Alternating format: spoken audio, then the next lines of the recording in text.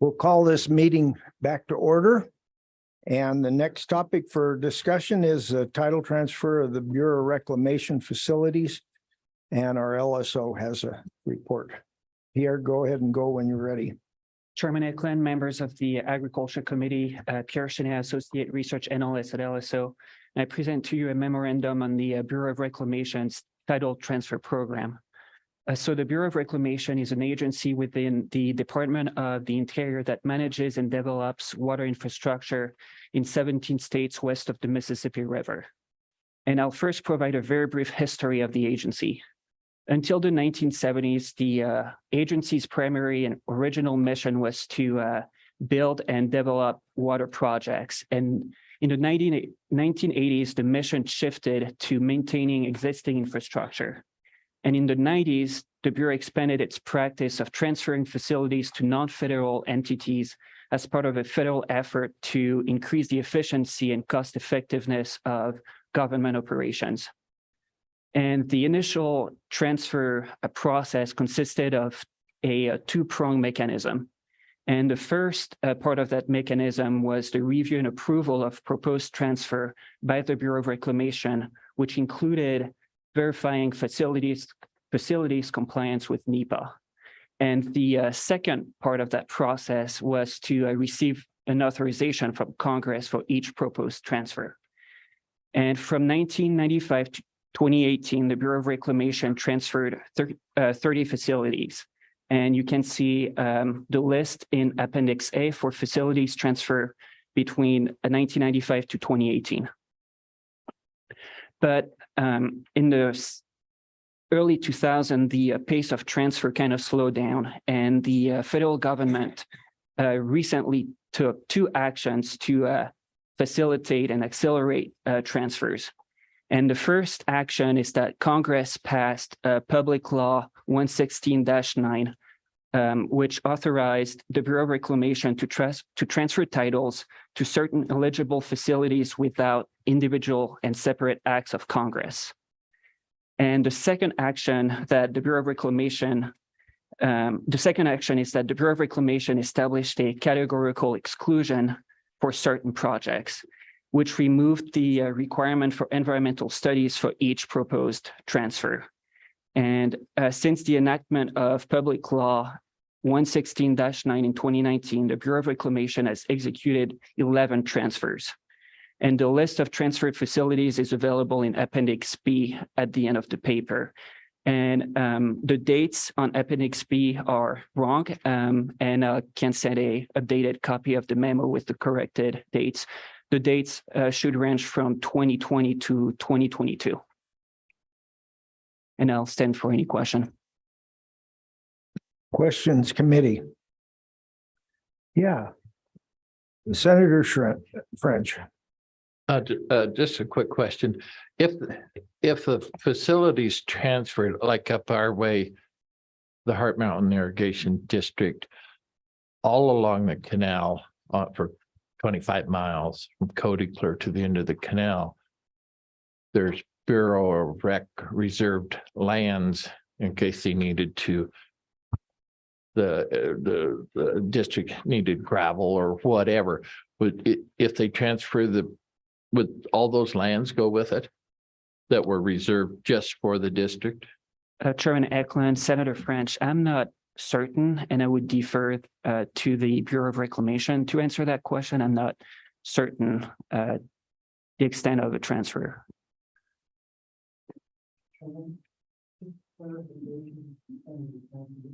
Just the lands that are apperturent to the canal, or those other lands that were withdrawn as part of the overall project. The lands that were reserved for the project, yeah. Most of it is along the canal, in case our main canal. Some places are bigger chunks, but the bulk of it's along the canal. Dan would know more because he managed the district for a number of years, but I'm just curious if that district got, after a certain number of years, got title to that, would all those lands go with it? Because it's a substantial amount of land. I mean, Senator Larson, can you help us with it, or? We probably will have the answer before we're done here, but if you want to chime in. you Mr. may. Chairman, I would ask that we wait and get the Bureau to Okay. comment on that. I think that might Okay. be best. Okay. All righty. Any other questions? Okay, so why don't we get all three of you gentlemen to come on down? Are you done, Pierre? Yep, I'm- Okay, Thank you, Pierre. yeah, thanks. Mr. Chairman, while we're waiting for this, I think it's interesting when you look at those lists of projects that have been transferred. Almost every western state except for Wyoming has had a title transfer. Yeah.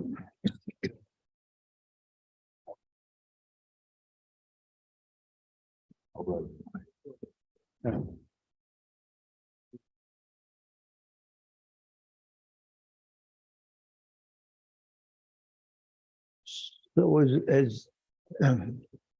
when you gentlemen are ready to present things, just go ahead and start.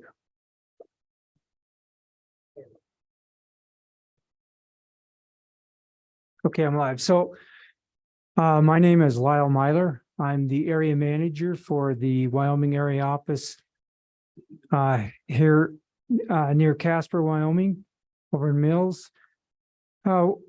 Our office operates facilities in the eastern half of Wyoming, mainly up in your area, Senator French, up with the Heart Mountain Irrigation District. That's one of our federally constructed facilities. And facilities on the North Platte River Basin. So what I wanted to do just quickly is just give a quick synopsis on the process for title transfer under the new Dingle Act or that public law that Pierre referenced. By the way, thanks Pierre for that great introduction to the history of reclamation. Appreciate that. So I can dispense with that. So let me just jump right in here. The Dingle Act was approved back in March of 2019. That basically sets forth a process, hopefully a simplified process for an irrigation district to come to reclamation and work through the title transfer process and take that federal facility and have it transferred into the ownership of the irrigation district, which I'll refer to as a requester. So as far as eligibility, when reclamation constructed projects, we typically, as part of our mission to reclaim the arid West and provide a sustained irrigation for agriculture, we built large storage reservoirs that stored those high inflows in the spring and basically retimed those later in the year. With those with those storage facilities, we also many a times built irrigation facilities, and those irrigation facilities then were the responsibility to maintain those were transferred to an irrigation district that took over the responsibility to maintain and do the operation.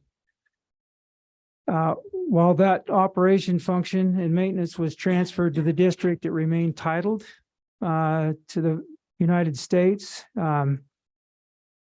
So the process, in addition, the construction costs associated with building that irrigation facility, the respective irrigation district was responsible for their portion or cost was assigned to them. And most of the irrigation districts that we manage here out of the Wyoming area office have repaid that construction obligation. So as far as also there's reclamation has a term we refer to as a reserved works. So for example, a major dam in the state like Pathfinder Reservoir. Reclamation built and constructed that. We still manage and operate that directly. So that is considered a reserved works, is essentially a facility, equipment, or a structure that's still maintained directly by the Bureau of Reclamation. So prior to the enactment of the Dingle Act, it would take an act of Congress to transfer that title to an irrigation district. With the passage of the Dingle Act, those works that were transferred can be, we can go through a process directly, and it doesn't require a act of Congress to get those works transferred to an irrigation district. So just quickly, to kick the process off, it's first of all, you'd need an entity, or the requester needs to be an entity that has standing as far as has operation and maintenance responsibility for a reclamation facility prior to the enactment of the Dingle Act. They must be able to have demonstrated they have the capability and capacity to operate and maintain the facility. And with that, just general terms of eligibility, they can request, send a letter to the area manager, such as myself, requesting consideration of title transfer under the Dingle Act. As part of that process, once reclamation would receive the request, we would acknowledge that request and then work with the requester to identify specifically those facilities. Could be the canal, it could be lands associated with the canal that the district was interested in taking ownership of or having the title transferred to them.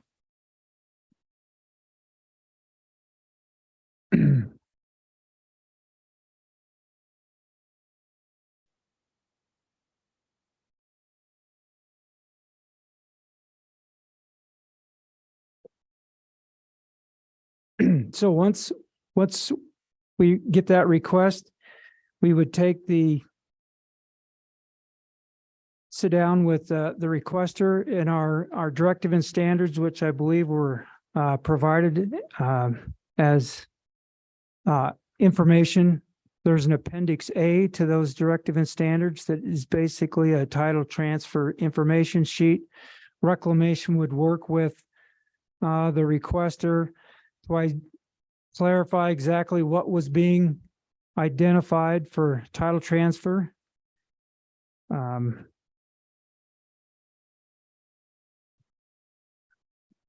Then once that clarification happens, there would be the requester and reclamation would enter into a memorandum of agreement that basically describes the roles and responsibilities of each party, and also laid out the estimated cost that the district would be responsible to reimburse reclamation for our efforts in that developing information for the title transfer process.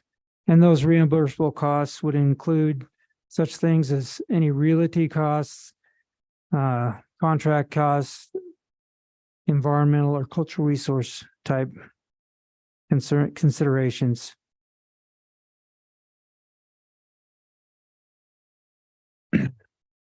So with that, then reclamation would once that agreement would be entered into, would evaluate the necessary processes to complete the title transfer, develop a final cost estimate of what that would be to transfer those facilities. And then once that mutual terms were agreed to by the district and reclamation, we would proceed which would at this point under the Dingle Act would require reclamation to provide written notice that would sit before Congress for 90 days. And if the congressional if the Congress didn't provide any specific act or effort to block that title transfer after that 90 days, then reclamation could proceed with the title transfer based on those mutual agreeable terms. So there's a lot more details that are outlined in our directive and standard document that was provided. At this point, I'll entertain questions. Committee questions? Senator French. Thank you, Mr. Chairman. So hypothetically, if the Heart Mountain Irrigation District, and I'm a member of that district, were to go down this path, those Bureau of Rec lands that border mainly the west side of the canal along underneath Heart Mountain, a local landmark out there, would you put a price on those lands, or would they just go with because there's thousands of acres next to the canal for the protection of the canal? Would there be so much an acre? Would there be a assessed value of that at the time, or is that just something that's been reserved for 80 years or however long for that project? So essentially, reclamation, when we build a facility, there's two mechanisms we have to secure land for our project activities.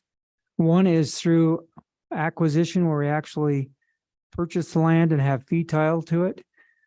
If there's lands associated with the Heart Mountain Canal that were purchased with fee title, and the district has paid off their repayment obligations, those lands would go as part of the title transfer without additional cost. Now, I believe in the area of the Heart Mountain Irrigation District, there's a lot of land that was withdrawn from public land status.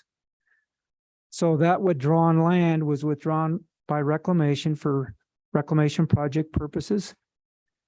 The process to relinquish those lands would be to go through a revocation process and identify to BLM to find out if those lands were suitable to return for public land purposes, which likely they wouldn't be, so that there would need to be an appraisal on those lands, and as part of the final cost for the title transfer, there would be an assessed value of those lands that would be included as part of the title transfer on those withdrawn lands. So that would be, to the extent there's a number of withdrawn lands, those appraised values would be something the district, if they wanted transfer of all those lands with the canal facilities, would be an obligation to repay. Follow up on that. Yes. So under the current process that's outlined, the district hasn't been doing any quote operation and maintenance of those lands. So would that then require congressional action versus the Bureau's expedited transfer process? I believe the criteria that you laid out said that for the eligible entities for the transfer, that they had to make completion on all capital payments, but there was a requirement that they had operated or maintained those facilities. Right. How is land characterized in context of the terminology facilities? It's not a facility. It was withdrawn as part of the project. Somebody wants to proceed with title transfer. Can the Bureau use their expedited process for the accompanying land with the facilities? Or does that take an act of Congress to do that? In this situation where reclamation isn't directly managing those lands, that those lands are really being managed in association with the irrigation facilities, the canal works, those would be eligible for title transfer under the expedited process.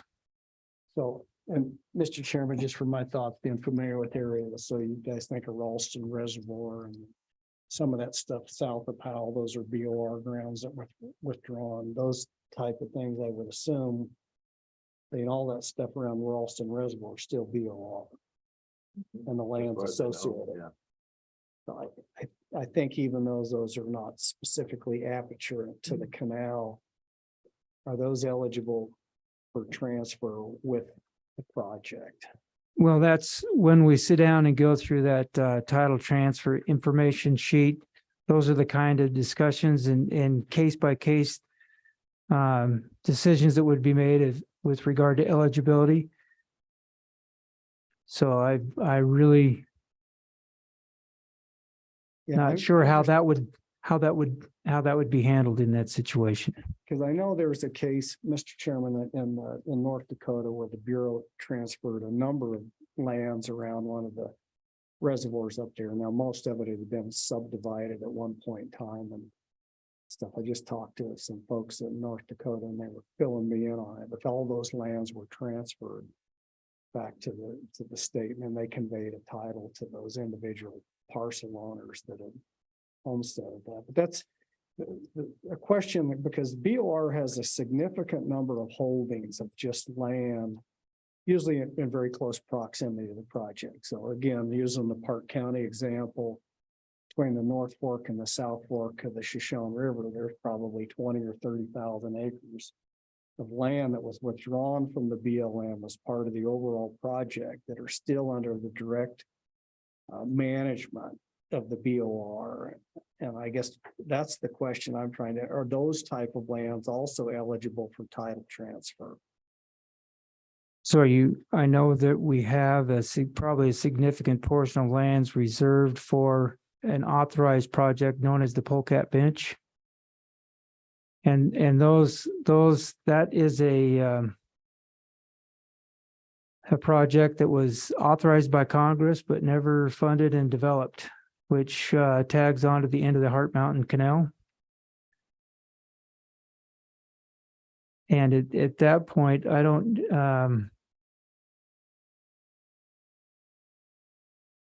have I'm not sure how that would be handled. We'd have to sit down and discuss that and how if there is an entity that requested those lands. I would imagine, since it's not under the purview of an irrigation district, those lands would be handled under our disposal process. We'd identify those as no longer needed for reclamation project purposes.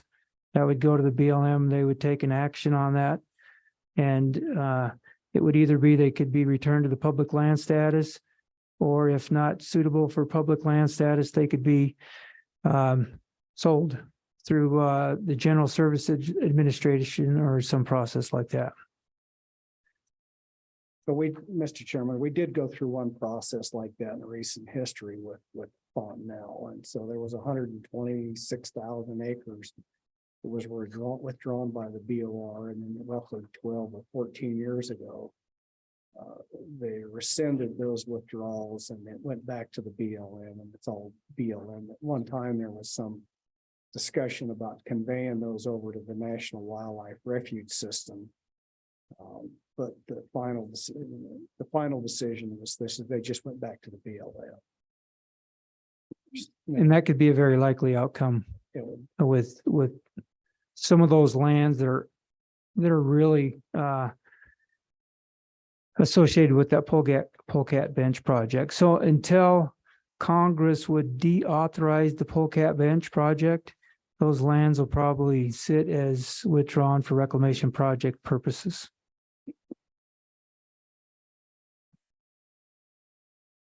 Mr. Chairman, do we know how many acres of land that's currently administered by the BOR?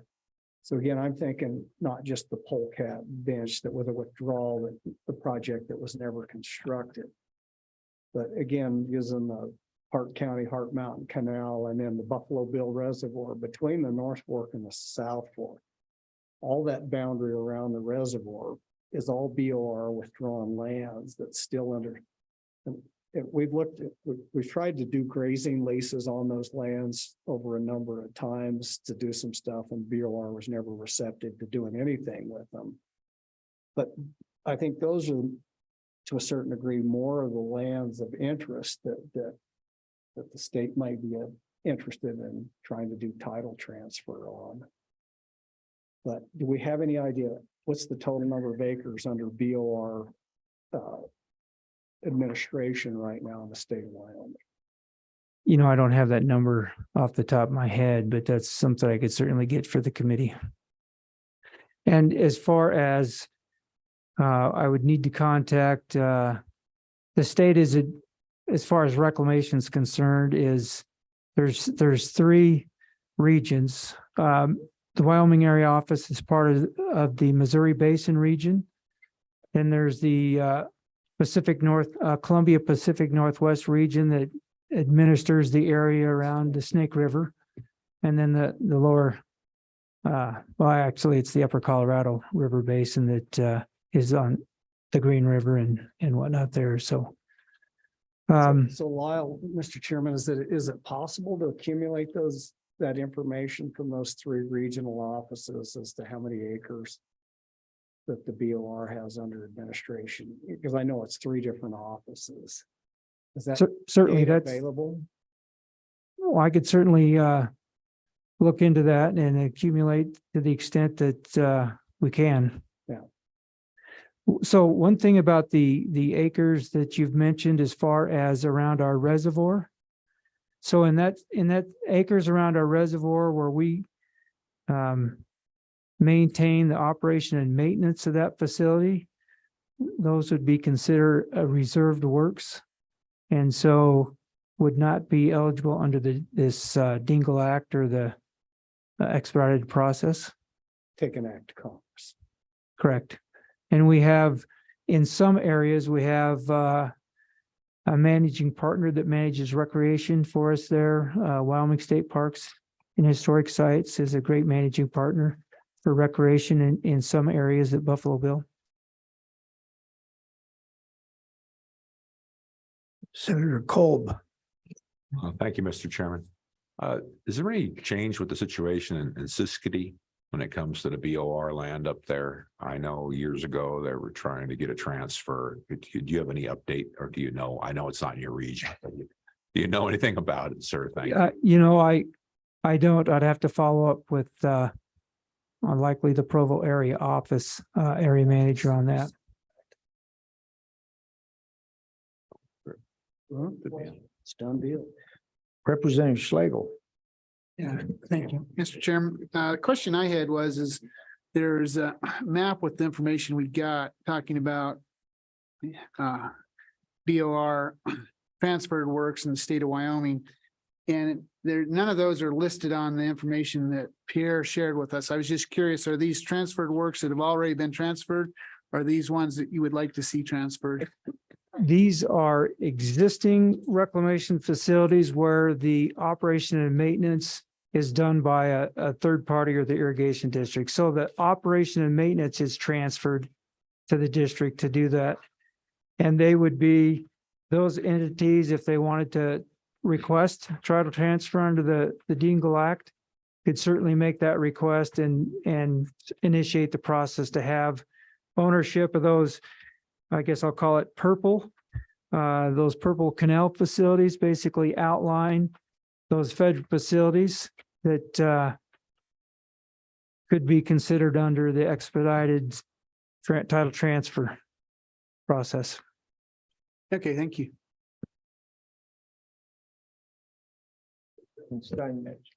Thank you, Mr. Chairman. I was just wondering, we have two canals, the Gearing-Fort Laramie Irrigation District and the Pathfinder, that are partially in Wyoming, partially in Nebraska. If one entity wanted to transfer their portion of that, is that possible if the other entity doesn't agree, or would we have to have agreement from both entities in both states? Let me speak to the Fort Laramie Canal, which includes the Goshen Irrigation District in Wyoming and the Gearing-Fort Laramie Irrigation District in Nebraska. currently under arrangements with the Bureau of Reclamation.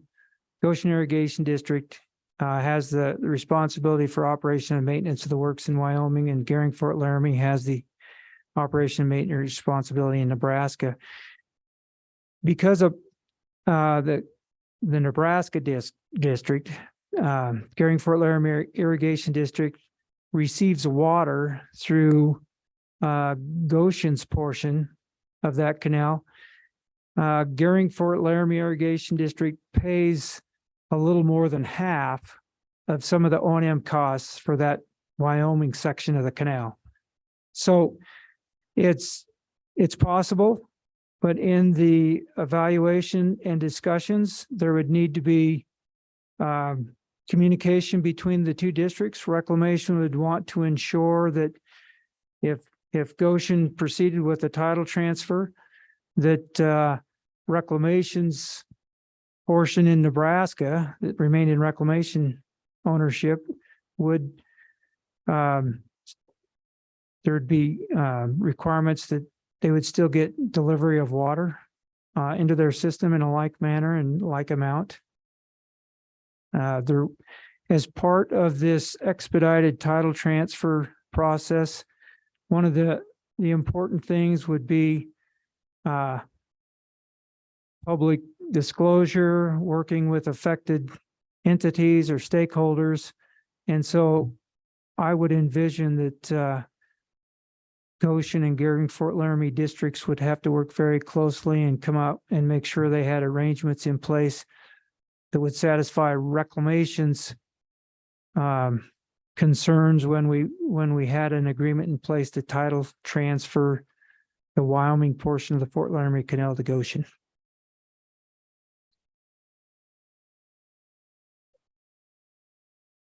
Yeah, it's a little different where they maintain the portions in Wyoming as well as Nebraska. Any other questions? Yes, Representative or Senator Larson. Thank you, Mr. Chairman. I live on the Garland division of the Shoshone project, and I think they have been paid off on their portion. Yes. And what I've always heard is they're pretty reluctant to take over title. I don't know if they're in the process of doing it or not. I haven't heard that, but I think quite often their concern is a liability issue.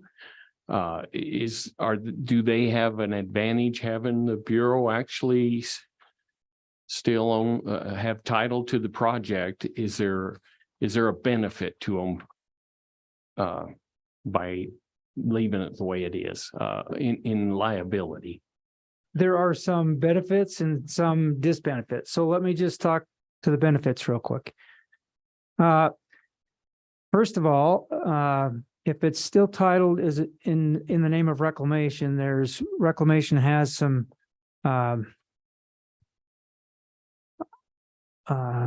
extraordinary maintenance type loans, low interest loans that would be available for the district's use if they had a failure. We could provide some low interest money. There's also a mechanism for emergency extraordinary maintenance funds, which have a 35% grant portion tied to them. So if it was an emergency, they had a problem with the canal, the delivery was discontinued until they fixed that, Reclamation could enter into an agreement with the district and provide those emergency funds. There's also Reclamation has a Water Smart program which has several functions. One of those is water conservation, and depending on the situation and the terms of a title transfer agreement, they may be or may not be eligible to be considered for a Water Smart type application. As far as some of the disbenefit, well, let me talk more about the benefits. So one of the things right now when irrigation districts are managing the federal facility on our behalf. If they want to make a substantial change, they need to come to reclamation. We need to evaluate and approve that. So can be some delays there. There's also one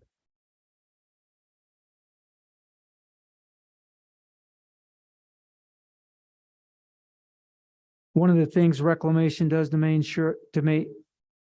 sure our facilities are maintained properly is we have an associated facility review program, where on a periodic basis, reclamation will send our civil works, our engineering staff out to walk the canal with the district and look for areas of deficiencies.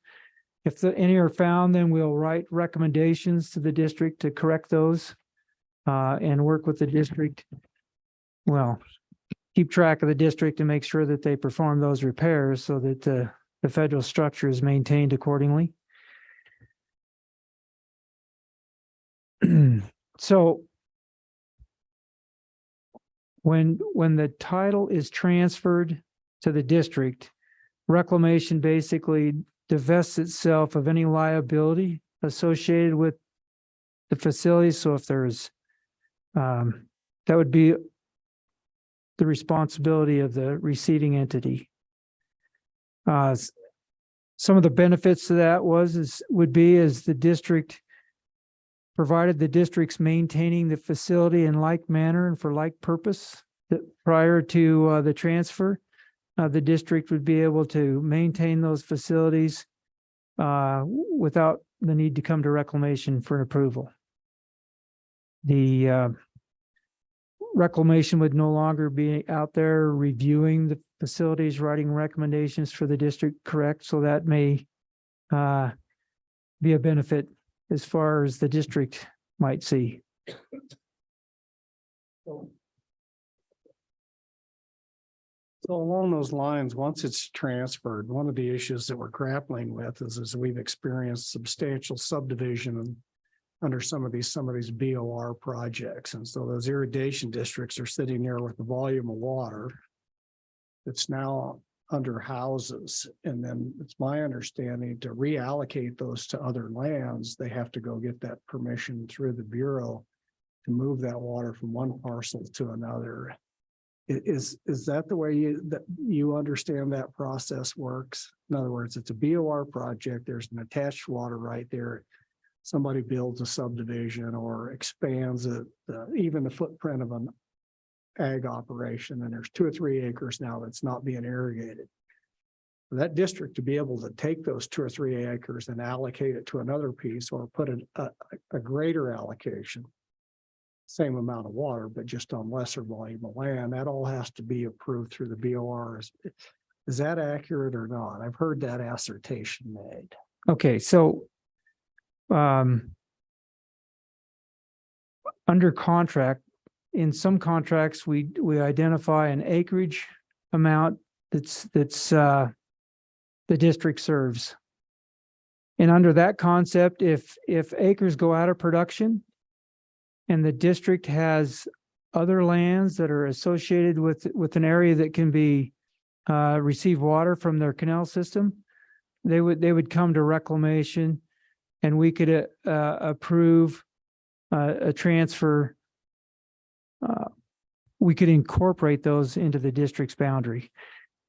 Also, that comes with that is the issue of water rights, which the gentleman to my right here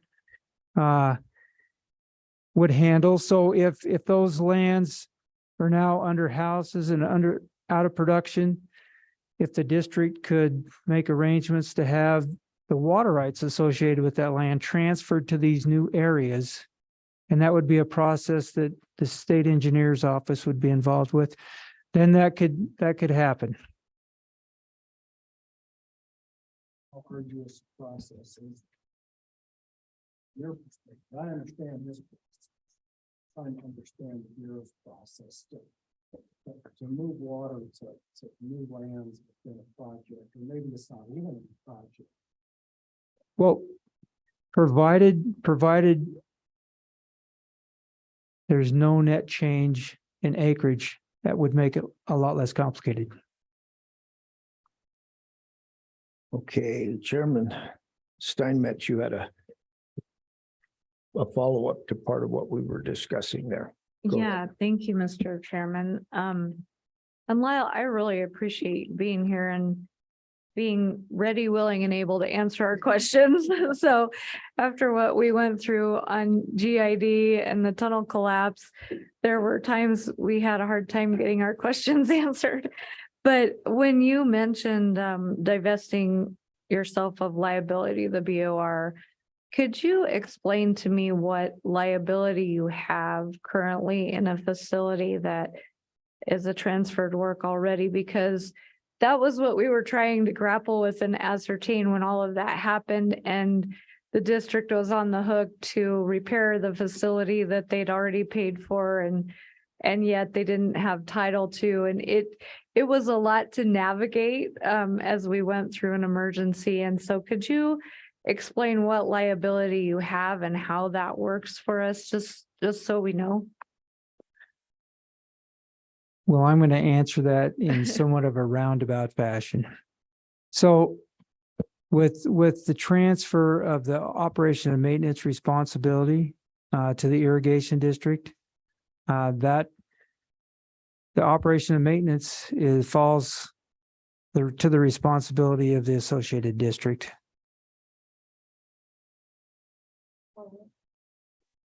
And just a follow-up, what is considered a catastrophic failure and what is operations and maintenance? Is there a distinguishing line between that, or how does that work? I mean, because when you have a failure like that, and it could have been even, obviously it was 100 years old, and so there's wear and tear on a facility like that. But when it's basically the whole thing has failed and collapsed, and it's a public work, then how does that work? How do you categorize that?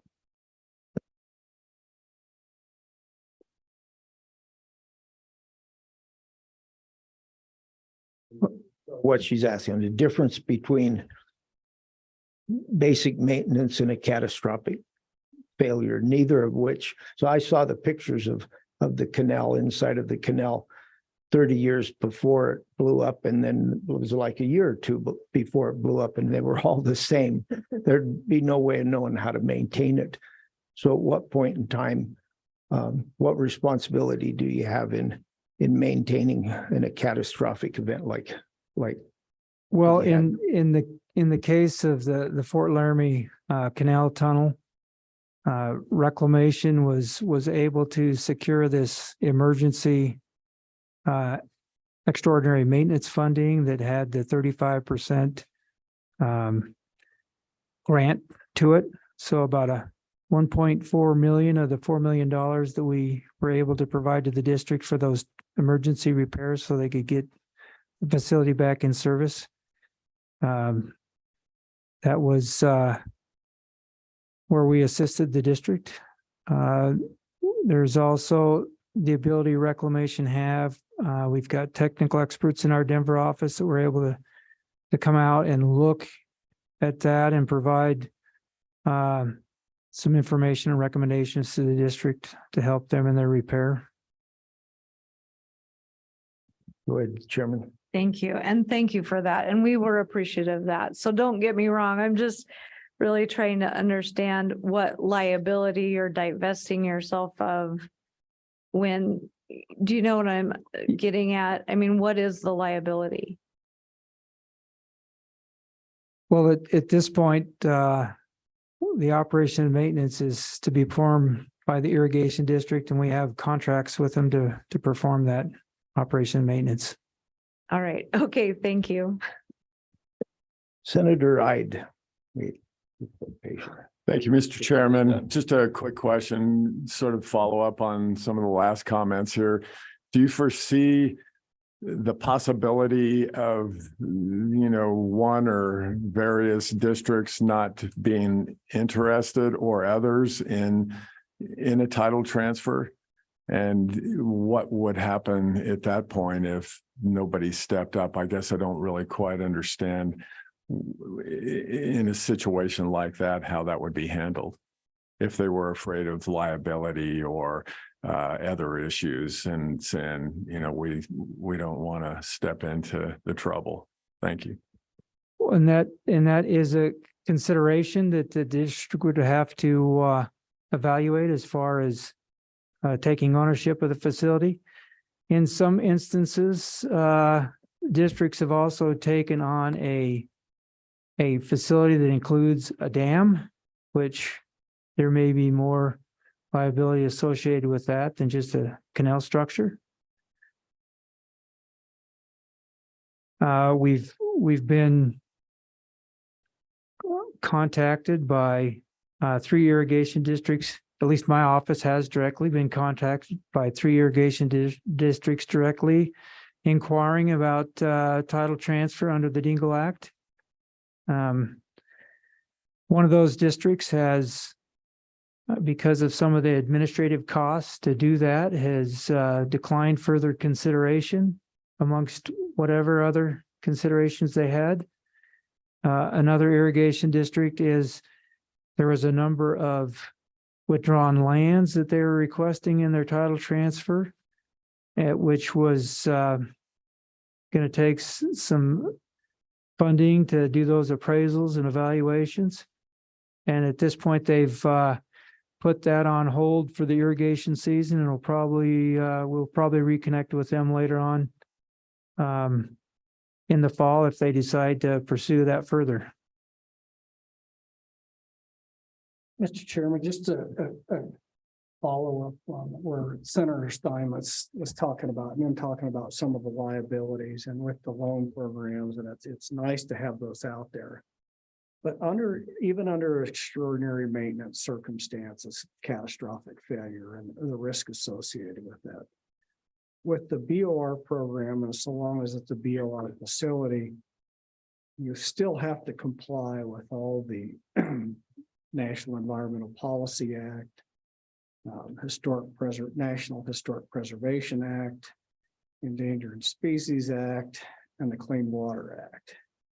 And so, given that, and even though the Bureau's provided some funding, a lot of that funding goes back for those compliance of those federal requirements, because it's a federal facility and dealing with federal money. If it was a private facility dealing with non-private money, we don't have to spend $1.5 million doing an environmental assessment or an EIS to go do a major maintenance repair. And so, do we know how much, and I don't know, and maybe somebody from the office, but how much have we spent out of the BOR money for the Goshen tunnel collapse for what I would say federal compliance requirements? Do we know how much that was cost, Lyle? You know, I don't have that number. I know that there's still part of the NEPA process ongoing as far as the district's consultant, HDR, reclamation. BLM is involved in that because they have historic trails that coexist over the top of that tunnel. And so based on the permanent repair and the amount of ground disturbance, there could be additional effort and work associated with some of those environmental cultural resource type compliance. Yeah, so I guess the point is well, the money always looks attractive when you have to then turn around and spend all the money back on federal requirements because of either the ownership of the facility or the nature of the funding. Sometimes it's really not that attractive. And then you take into the calculation, as you just talked about, the time constraints to be able to go in there and effectuate something versus a private ownership, private facility. You just go fix it. You got a contractor. You don't have to go through years of NEPA compliance and all these other issues. And to me, that's the single biggest liability of maintaining, BOR ownership of these facilities. It's not the BOR, it's all the other extraneous baggage that BOR has to comply with. associated with any improvements or changes or major maintenance issues or things like that. That's just a regulatory environment that you guys have to deal in versus a private facility, which is substantial. I think as a guy that sits there. I won't disagree with you. You've only seen that go one way, right? Say More, that, not less. Well, as we get into this, we'll probably talk to others here that can answer some of this. So we take on the liability and the costs associated with it and what that would mean. I'm not sure taking ownership of these things is a great plan, but I can see specific instances, but hopefully we'll get answers to that before we're done. Representative Craigo. Thank you, Mr. Chairman. So what are the terms of the O&M contract? So when one of the districts agrees to take over O&M of the facility, is it a term contract? Is it perpetual? What do those look like? for the most part it's a,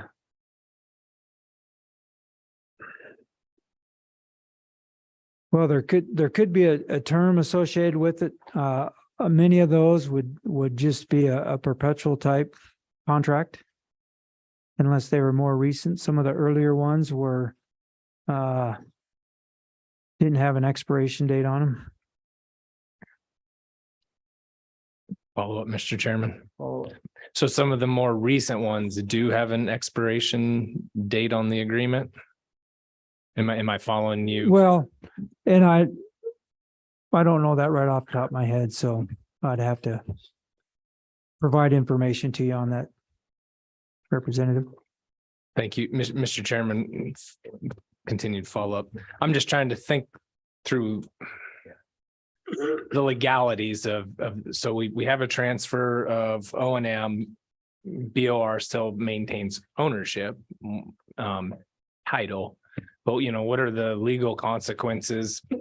Not just O&M liability, but there's other liability associated with owning a facility like that. And so, I think that's probably what Senator Larson maybe is talking about more than anything down there is the other liability that goes along with owning one of these very large facilities, i.e. reservoir dam. I mean, what kind of liability attaches to that? And is there a benefit to BOR owning the facility versus an irrigation district, which even irrigation districts have some quasi immunity available, but probably not to the extent of the federal government. So I think maybe if you could address that question, I think that's what these guys, both Chairman Steinmetz and Senator Larson were talking about. And I'd love to hear about that, what your thoughts are on that as well. So are we talking about structures like if a dam was involved in that? So let me just address that real quick. So yes, there's liabilities associated with dam and downstream risks to the population if there's an event that happens there. Reclamation has a very extensive dam safety program. There was a failure back in, was it 76 over in my country? I come from Idaho over the Teton Dam where there was a failure there when I was just a young man. But as a result of that, there's quite a robust dam safety program where we review each structure annually, do reviews by a party removed. Our regional office will do a review of those structures. And then we do a comprehensive review where we have technical experts for staff looking at all earthquake loading, hydrologic loading, different type of failure modes and the risks associated with that. And based on those risk analysis, we look at corrective actions. So that would be if a dam was transferred to the title of one of our dams or transferred to the title of another entity, Reclamation would do a review of that facility before the transfer occurred. That would fall under the state engineer has a robust dam safety program that would would probably pick up where reclamation stamp safety program left off so that the new owner would be responsible to meet the requirements under the state's dam safety program. Thank you, Mr. Chairman. So it'd be my understanding that those costs associated with that review program would transfer from the federal government to state level government. Is that a fair assessment of that?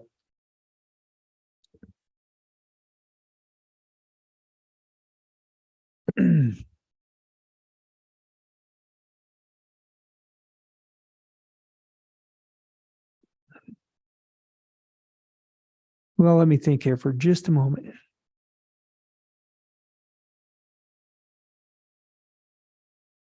So reclamation dam safety program is pretty much an appropriation funded activity.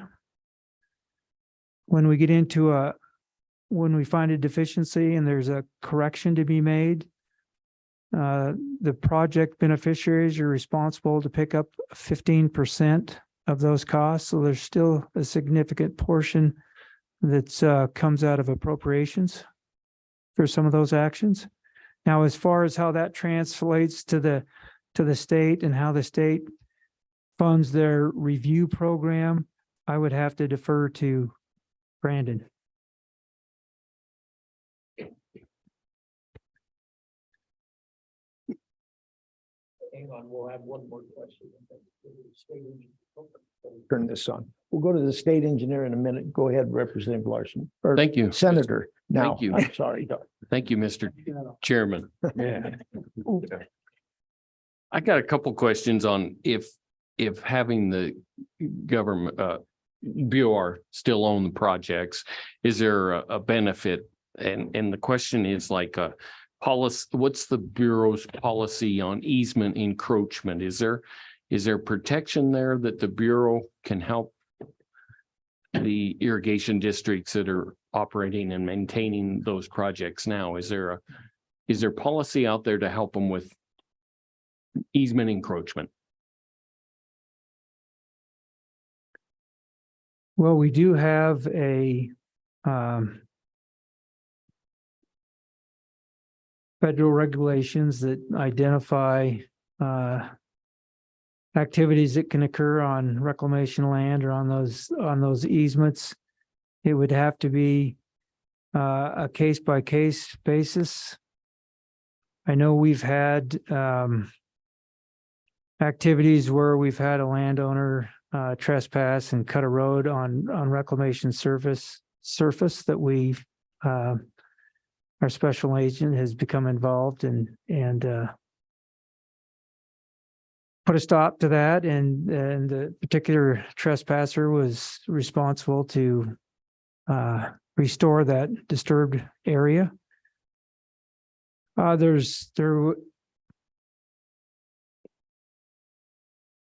would be some protection with regard to that. I know that the Heart Mountain Irrigation District has had issues with folks using some of their canal roads. There was a determination that those roads weren't open for public access, and to the that was something that Reclamation worked with the Heart Mountain Irrigation District on that so that those roads could be closed to public access. I think, Mr. Chairman, I think that's a benefit, and I think I realize that. So that's probably another issue on why they may not want to take them. Another issue that sometimes come up is subdivisions. And I wondered what the policy on Bureau is on that at this point. At one point, I thought it was that if they were delivering water to 10 acres or less, the Bureau policy might have been that they're not getting water. Has that been rescinded? Or was that ever in place? Well, there are instances where there is language in specific contracts with regard to that. There's there's not a great deal of policy specifically on that. Reclamation reviews contracts on a periodic basis to ensure that the delivery of the water is being made for an ag use and not just to a hobby farm, let's say.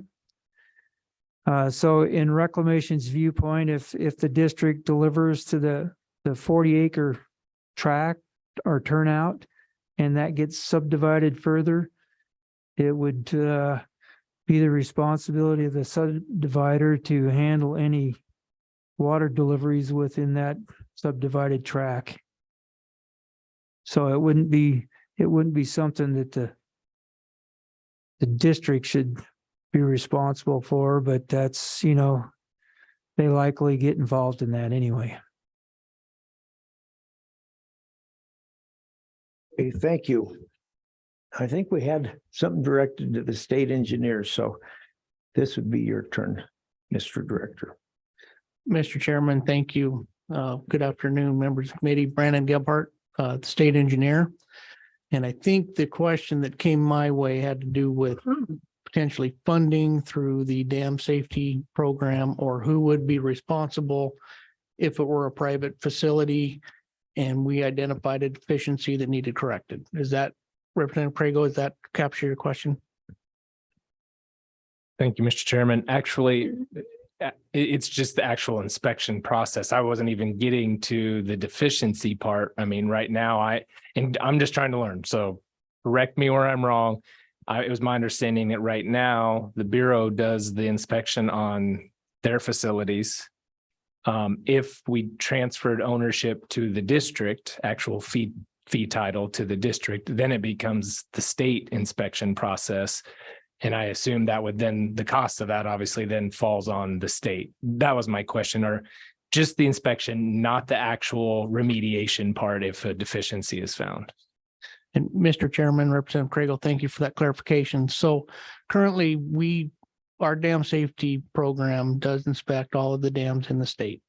The frequency depends on the classification of the dam.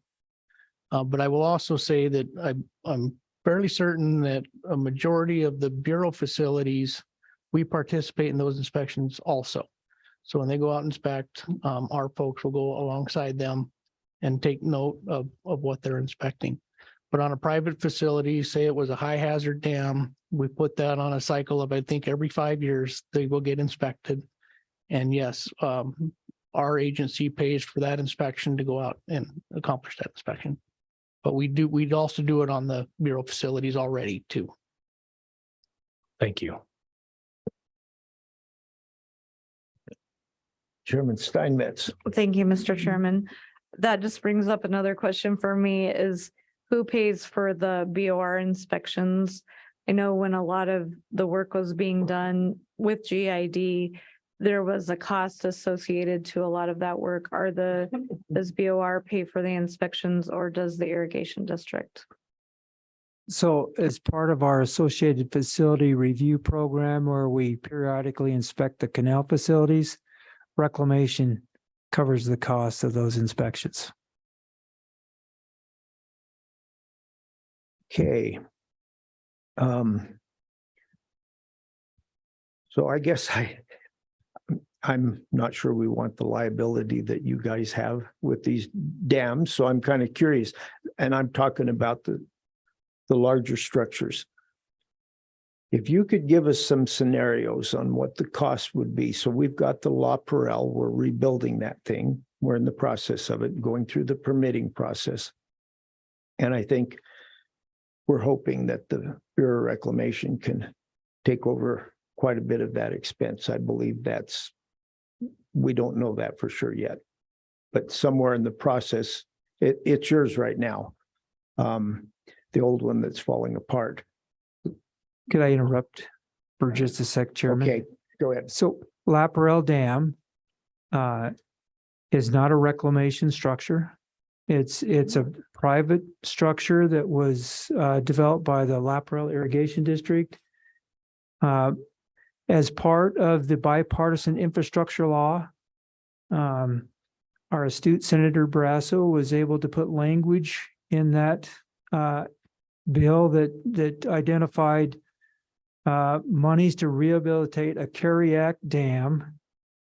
And it just so happens that language basically pinpointed Laparelle Dam, and there was $100 million reserved for that works.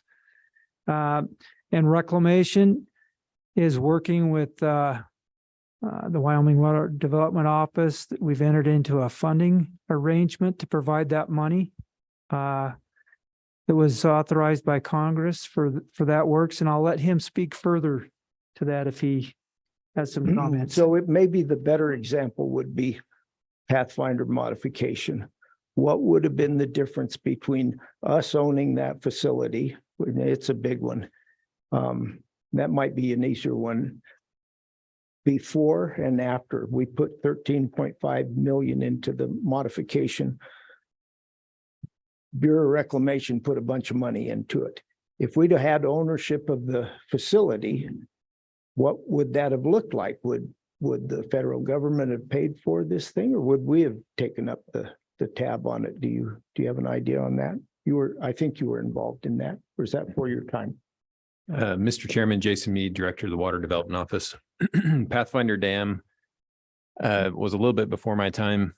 I didn't work on it directly. That was Mike Besson, but that was for recapture of space lost to sediment accumulation for a specific purpose, which was mainly for Platte River Recovery Implementation Program and replacement water as part of that program. And I don't know all the details of that, but in the about 33,000 acre feet, then there was another 20,000 acre feet associated with that spillway raise, which is what that was.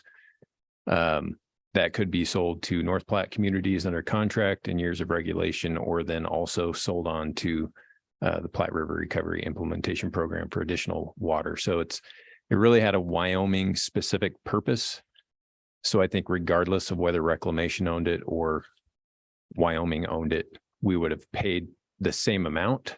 The difference would have been probably we wouldn't have had Reclamation as a partner to review all the design work and everything else that it was associated with it. We would have been on our own if the state would have owned Pathfinder Reservoir in that instance.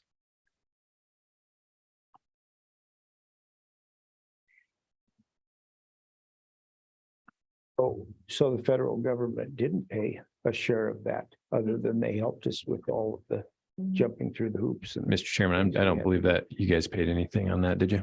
That was all water or Wyoming that paid for that spillway raise. okay. Well, I'm learning all the time.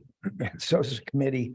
Do we have instances where we might take ownership of, we're talking about transferring title from the federal government to the state of Wyoming? Do we have cases where we might take over ownership of something that then we have to pay for to fix because our funds are kind of much more limited? We can't print money, so it's harder for us to do things than it is for the federal government. Mr. Chairman, if I may, and I definitely wasn't around at this time, but I think an example of what you were alluding to, whether the state had ownership or if it was a Bureau facility. I've heard about corrective action needed at, I believe, Fontenelle Dam. And this was quite some time ago. But Wyoming has storage account in Fontenelle and did at the time that those repairs needed to be made.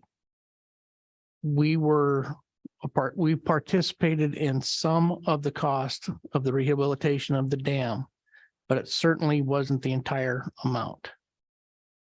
I would think that if we did own that and that corrective action needed to be taken, my assumption would be that Wyoming would be responsible for the entire amount of that repair. Is that kind of what you're questioning? Trying to figure out what the difference would be in who owns what, especially in these costs, because we've got a lot of old structures around the state. I don't know if I want to own all of them that we do not own, but anyway, okay. That kind of answers my question. It may not make any difference. Committee, any other questions? So we have more to add. All right. Well, thank you for the information. Thank you, Chairman and Committee, for the opportunity. Thank you, committee.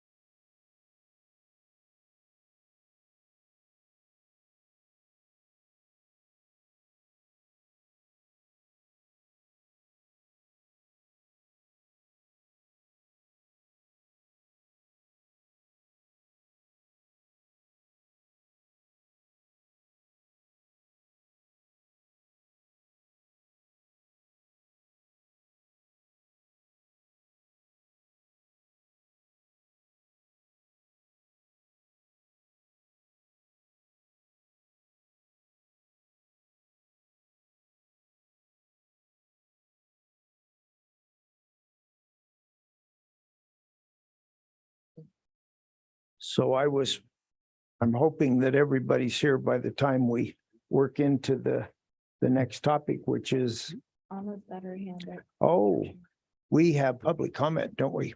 Yes. Go ahead, Anna. No, I just wanted to make sure that you asked for public comment. That's all. Oh, okay. Thank you. Is there any public comment? All right.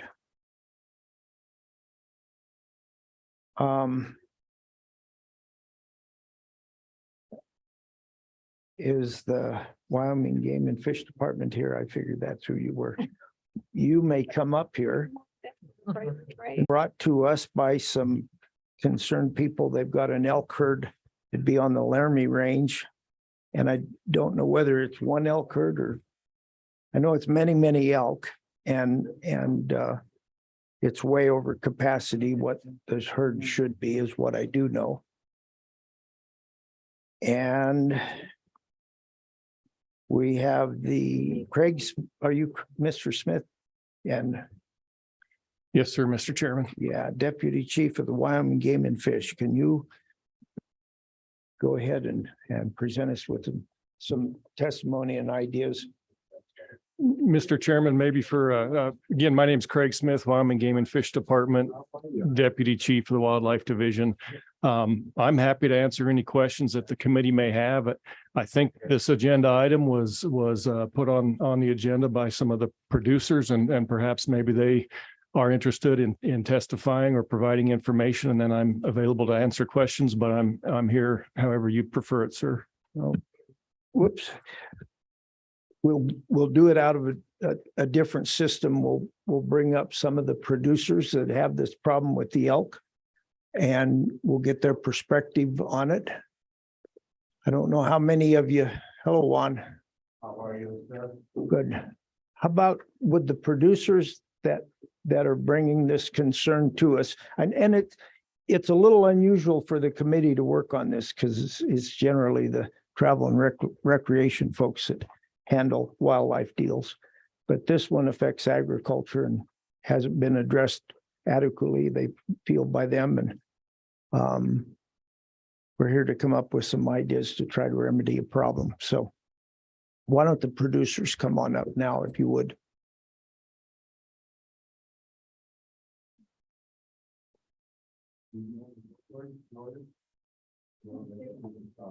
Oh.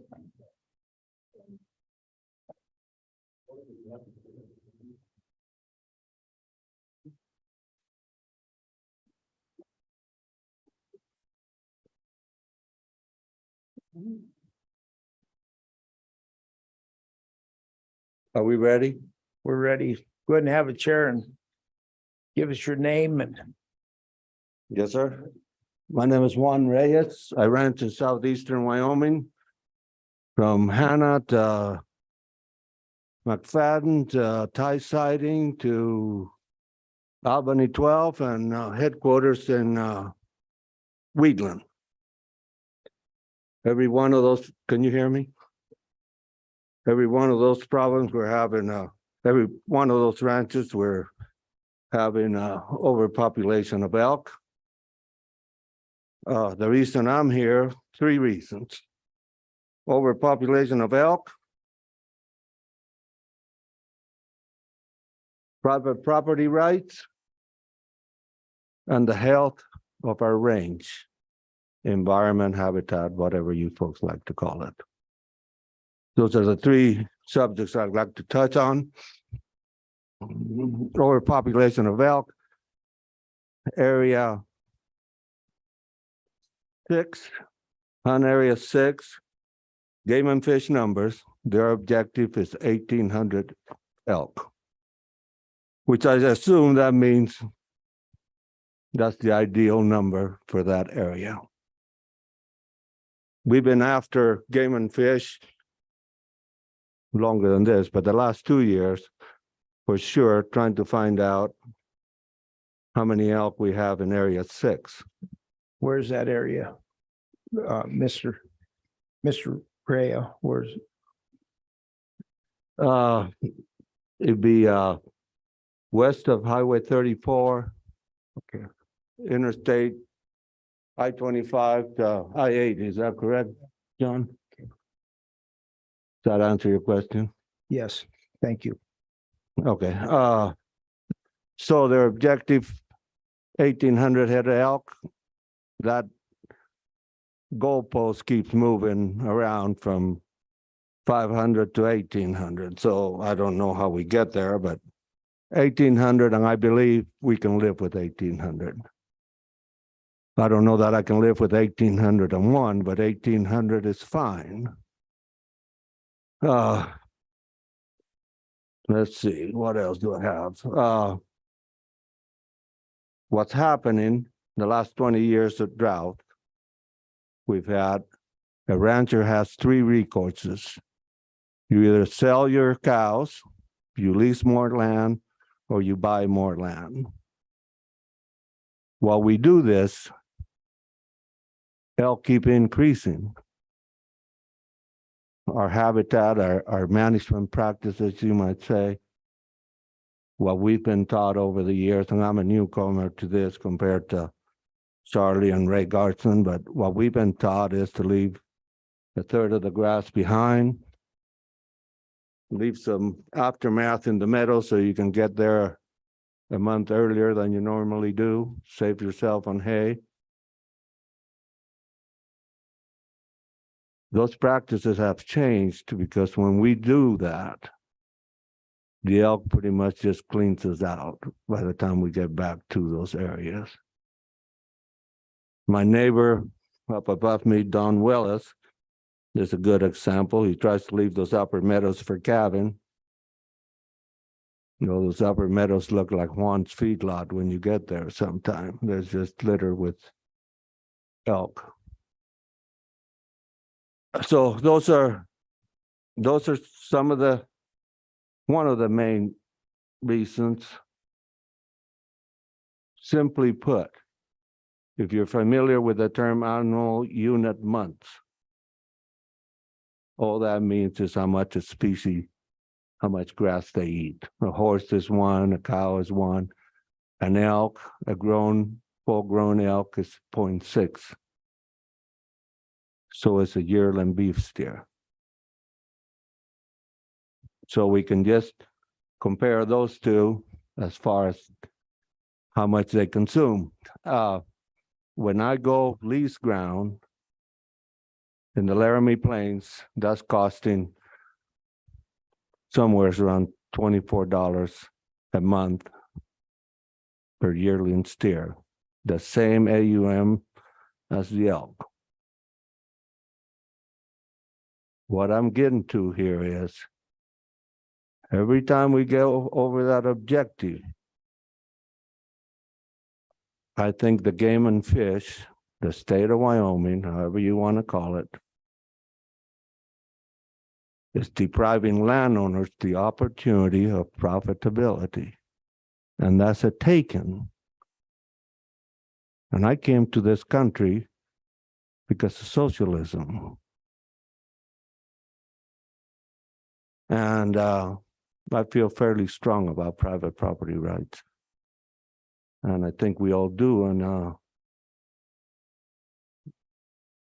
I tell people, you've heard the term the American dream. Well, I tell people the Wyoming dream. I don't think I could have done what I've done here in Wyoming anyplace else because of folks like you and how we govern the state.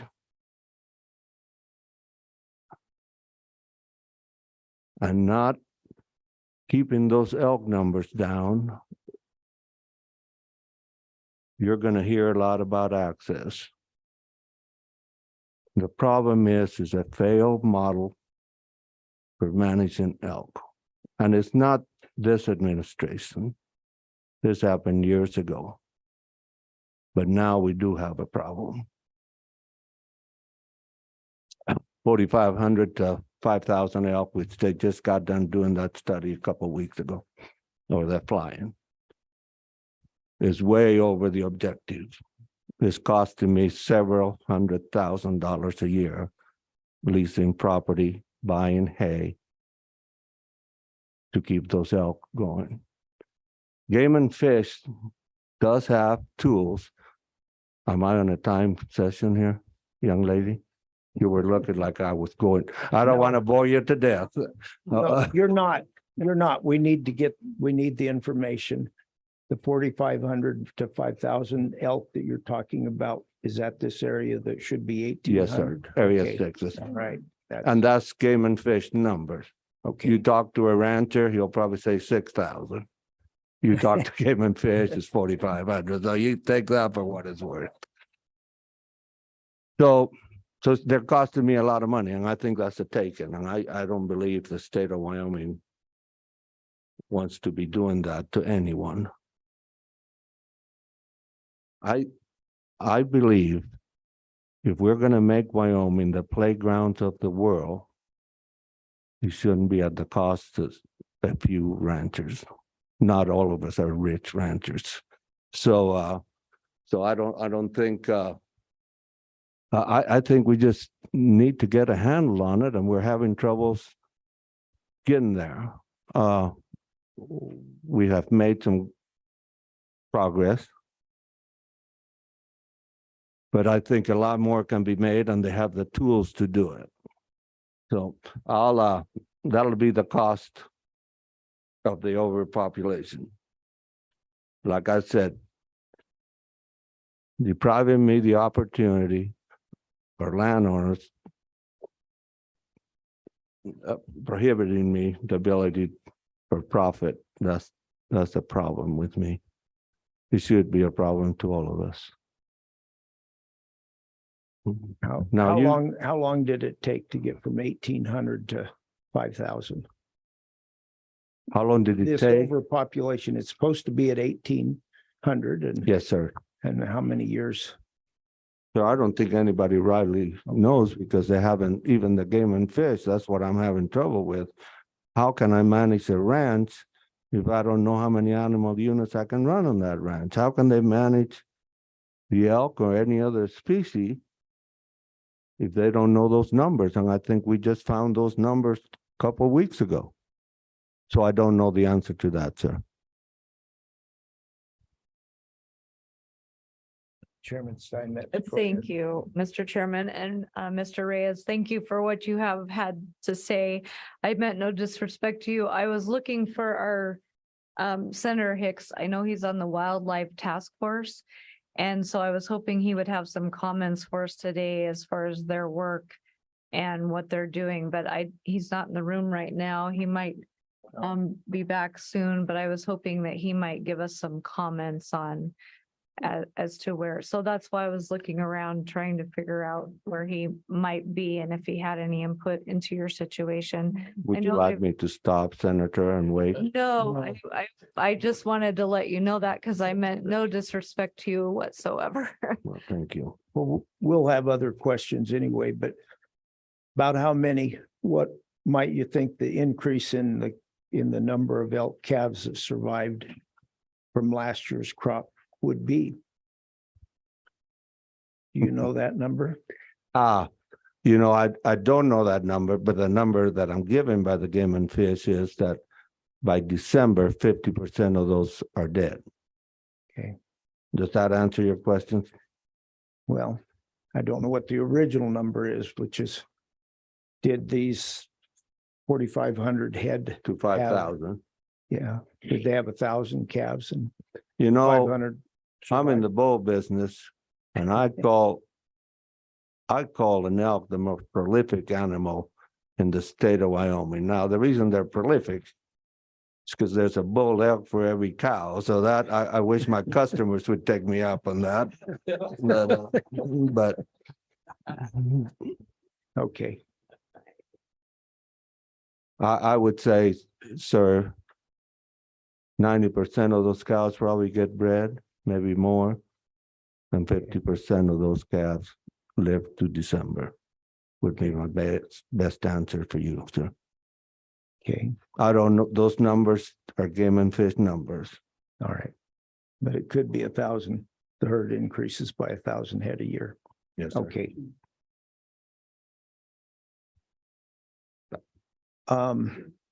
Yeah. Bill, Mr. Chairman. Representative Alderman. Mr. Chairman, sir, I feel for you. And how many permits are given out in Area 6 a year by the Game and Fish? Looks to me like it might be 3,000 this year. You know, we have folks here next to me that outfit. I'm not an outfitter. I want to be a rancher. That's all I ever wanted to be. And that's what I am. So I don't know those numbers. You don't know? Okay, I can't. John, do you know him? Well, our bulls are in a general area now, so it's taken. It was just over to get a bull tag this year. And the cows, there's usually leftover permits, so there's plenty of cow tags. A follow-up, Mr. Chairman. Go ahead, Bill. Are you worried about brucellosis? You're damn right. You ought to be. I run cows for a living. Okay, And thank you. And I'm worried about CWD, and they're highly resistant to it. And I worry about what we're doing to the mule deer population. And that'll come if I have time. If not, that's fine. Yeah. That'll come under what our range conditions are like now. Thank you. So getting back to what Representative Alderman was getting at, I think, is there any limit really on how many permits are being issued there? I know that it was an area most people could get a tag for. Yeah, you can get over the counter cow tags. I lease 6 ranches, 4 of them being either my mother or my father-in-law's. The problem with the cow tags, and we kill as many cows as we can. We kill a lot of cows. We kill them on wands. Mr. Willis's son kills as many cows as any outfitter or any person in the state, I would guess. The problem is now it takes five years to draw a bull tag for a non-resident. And some of these ranches, you know, we run cattle, but we also make part of our living off the bull tags. Well, when you got 2 choices. You can't take hunters that you've hunted with every year anymore. It used to, when they dumped it into a general area, you could get a tag every year. Well, now, like I say, it's taken 5 years to get a tag. So most of your clientele, they're aging out. Nobody's going to wait around for 5 years to get a tag. Or we can use a non-resident booking agent and pay them 15%, which most outfitters have done. So we're sending 15% of probably 70% of the outfitting business in Wyoming, that money out of state. It's asinine. So we simply can't get bull tags for our clients, and they have decimated our range for our mule deer. Okay, yeah, Representative Schlegel. Yeah, thank you, Mr. Chairman. Question I have for you. So do you think that the whole deal of allowing more non-resident tags for elk would be a plus thing for this whole deal? Positive. I think it would help some self-compensate, but still we have to figure out a way to get the numbers of elk down. I mean, to the objective number is what we're talking about. Anything that we're talking about is the 1,800. All the compensation that we might ask for has nothing to do with the 1,800. We're not trying to get rid of elk. We all love elk. We're trying to manage the elk, or better yet, we're trying to get game and fish to manage their elk. Now, Representative Eglund, if I may say, I think we're leading to this. This problem has gone on way beyond that. Licensing is not going to fix this problem. And that's the problem that you are going to be faced with. The problem you're going to be faced with is ranch landowners don't give access. And you need to get reelected. Thank God I'm not running for public office because I can't afford the cut in pay. And I commend you for doing it. But licensing will not really fix this problem now. Okay, we have to catch up on some things here. Can you give us your name? Because we've got Juan Rea and John Kyle. John Kyle, and you're outfitter or rancher in the area, both? Both, okay. Yeah, and I believe you're right. I kind of thought I didn't believe we had these kind of limits on, it's just cow numbers that are freed up. It's really about all people can get a tag for then. The bull tags are hard to get at. Representative Alleman. Mr. Chairman, just for reference, I just looked it up on the internet, and in Area 6, there's 1,044 elk taken. Admitted. And I don't know what the success rate is in that area, but it's 1,044 according to the internet. Thank you. Mr. Alleman, Representative. Public access, we're going to have to address, or you are going to have to address. I don't really. It's like Matt Mead once told me, we were having a private conversation. And he says, Juan, you're just a crusty old rancher like my grandfather. And I couldn't think of anything except I said, God, Matt, I hope you liked him. You know, and he did. But so don't take it from me. But access is going to be the problem that you representatives and senators you're going to get a lot of heat from it. I believe for myself in my area, the best way to get rid of cow elk, to harvest cow elk. I happen to have a neighbor that's an outfitter, knows the country. If you don't know that country, I can let all the good hunters and responsible hunters hunt. If you don't know that area, all I'm going to do is chase elk into Charlie Farthing and 20 miles away. And we're not even discussing the damage they do to fences. We can come over the hill to put mineral out. I'll give you one example. We see 400 head of elk, we stop. It's all fine for a few minutes until that lead cow smells or sees us. The first fence just gives them a little more adrenaline to go through 15 more. And that, I'm not kidding. I'm telling you the truth. So, hi, Betty. How are you, Senator Hicks? Something I would add to what you said is not everybody likes elk. I've had to pasture in areas where it was their habitat, and they can't even tear down the same section of fence at the same time. They just find a new section to tear down. I've had to fix fence with them. They're moving out of the Laramie Range into the haystacks of Platte and Goshen County and right on into Goshen Hole. We've got elk, and they've scattered up into our country, and we're eastern Laramie County and barely any hills and protection, but so they're getting around. Some of the people on the 1,000 tags you talked about, Representative Alleman, I talked to folks that hunted in this area and didn't get anything. And they said, they saw plenty of sign, didn't see the elk, but as they were traveling home on the road during the middle of the night, they'd have to stop for herds of elk that were migrating around during the night. So they're there, but they're just hard to get. And I think maybe an outfitter Well, we'll try to work on what might be a solution for it, but we'll get more information probably first. Senator Hicks, tell us about the Wildlife Task Force for a bit. I don't know. I just hear about it.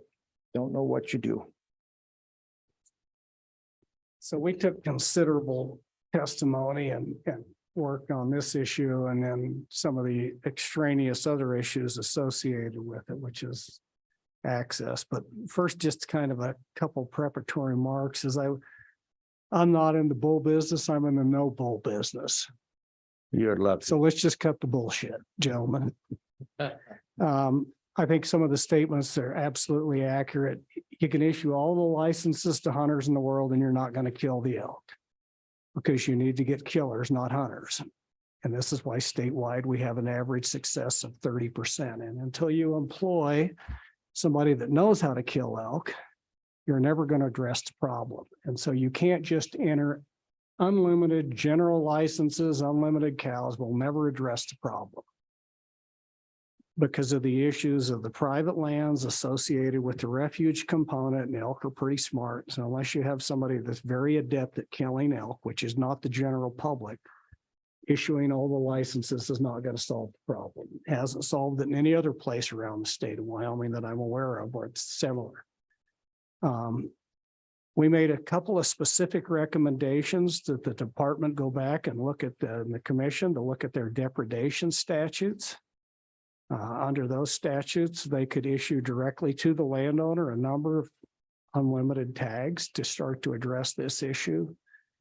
We looked at a number of other type of what I would say mechanisms to allow that were rejected, and sadly when it comes back to the bulls, what we found out is there's pretty broad public acceptance through the public comment period that was extensive, and particularly on this issue, to allow landowners to have cow tags. There was not a lot of resistance to do that, to control these populations and directly sell these tags to their clients or their people.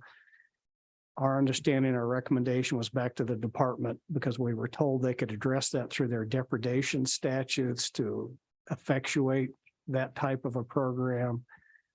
There was not broad scale public support to allow landowners unlimited number of bull tags back, but cows were a whole different scenario. And just keep in mind, if you want to reduce the population, we all know what sex does most of the reproduction. So other things is we raised the non-resident, we got rid of the 7,500 cap so the department can issue more non-resident permits. There was also a recommendation to go to a regional type of an elk license that I think the department's working on to help facilitate that. The idea that the recommendations we made were use your depredation statutes to address the specific issue in Area 6.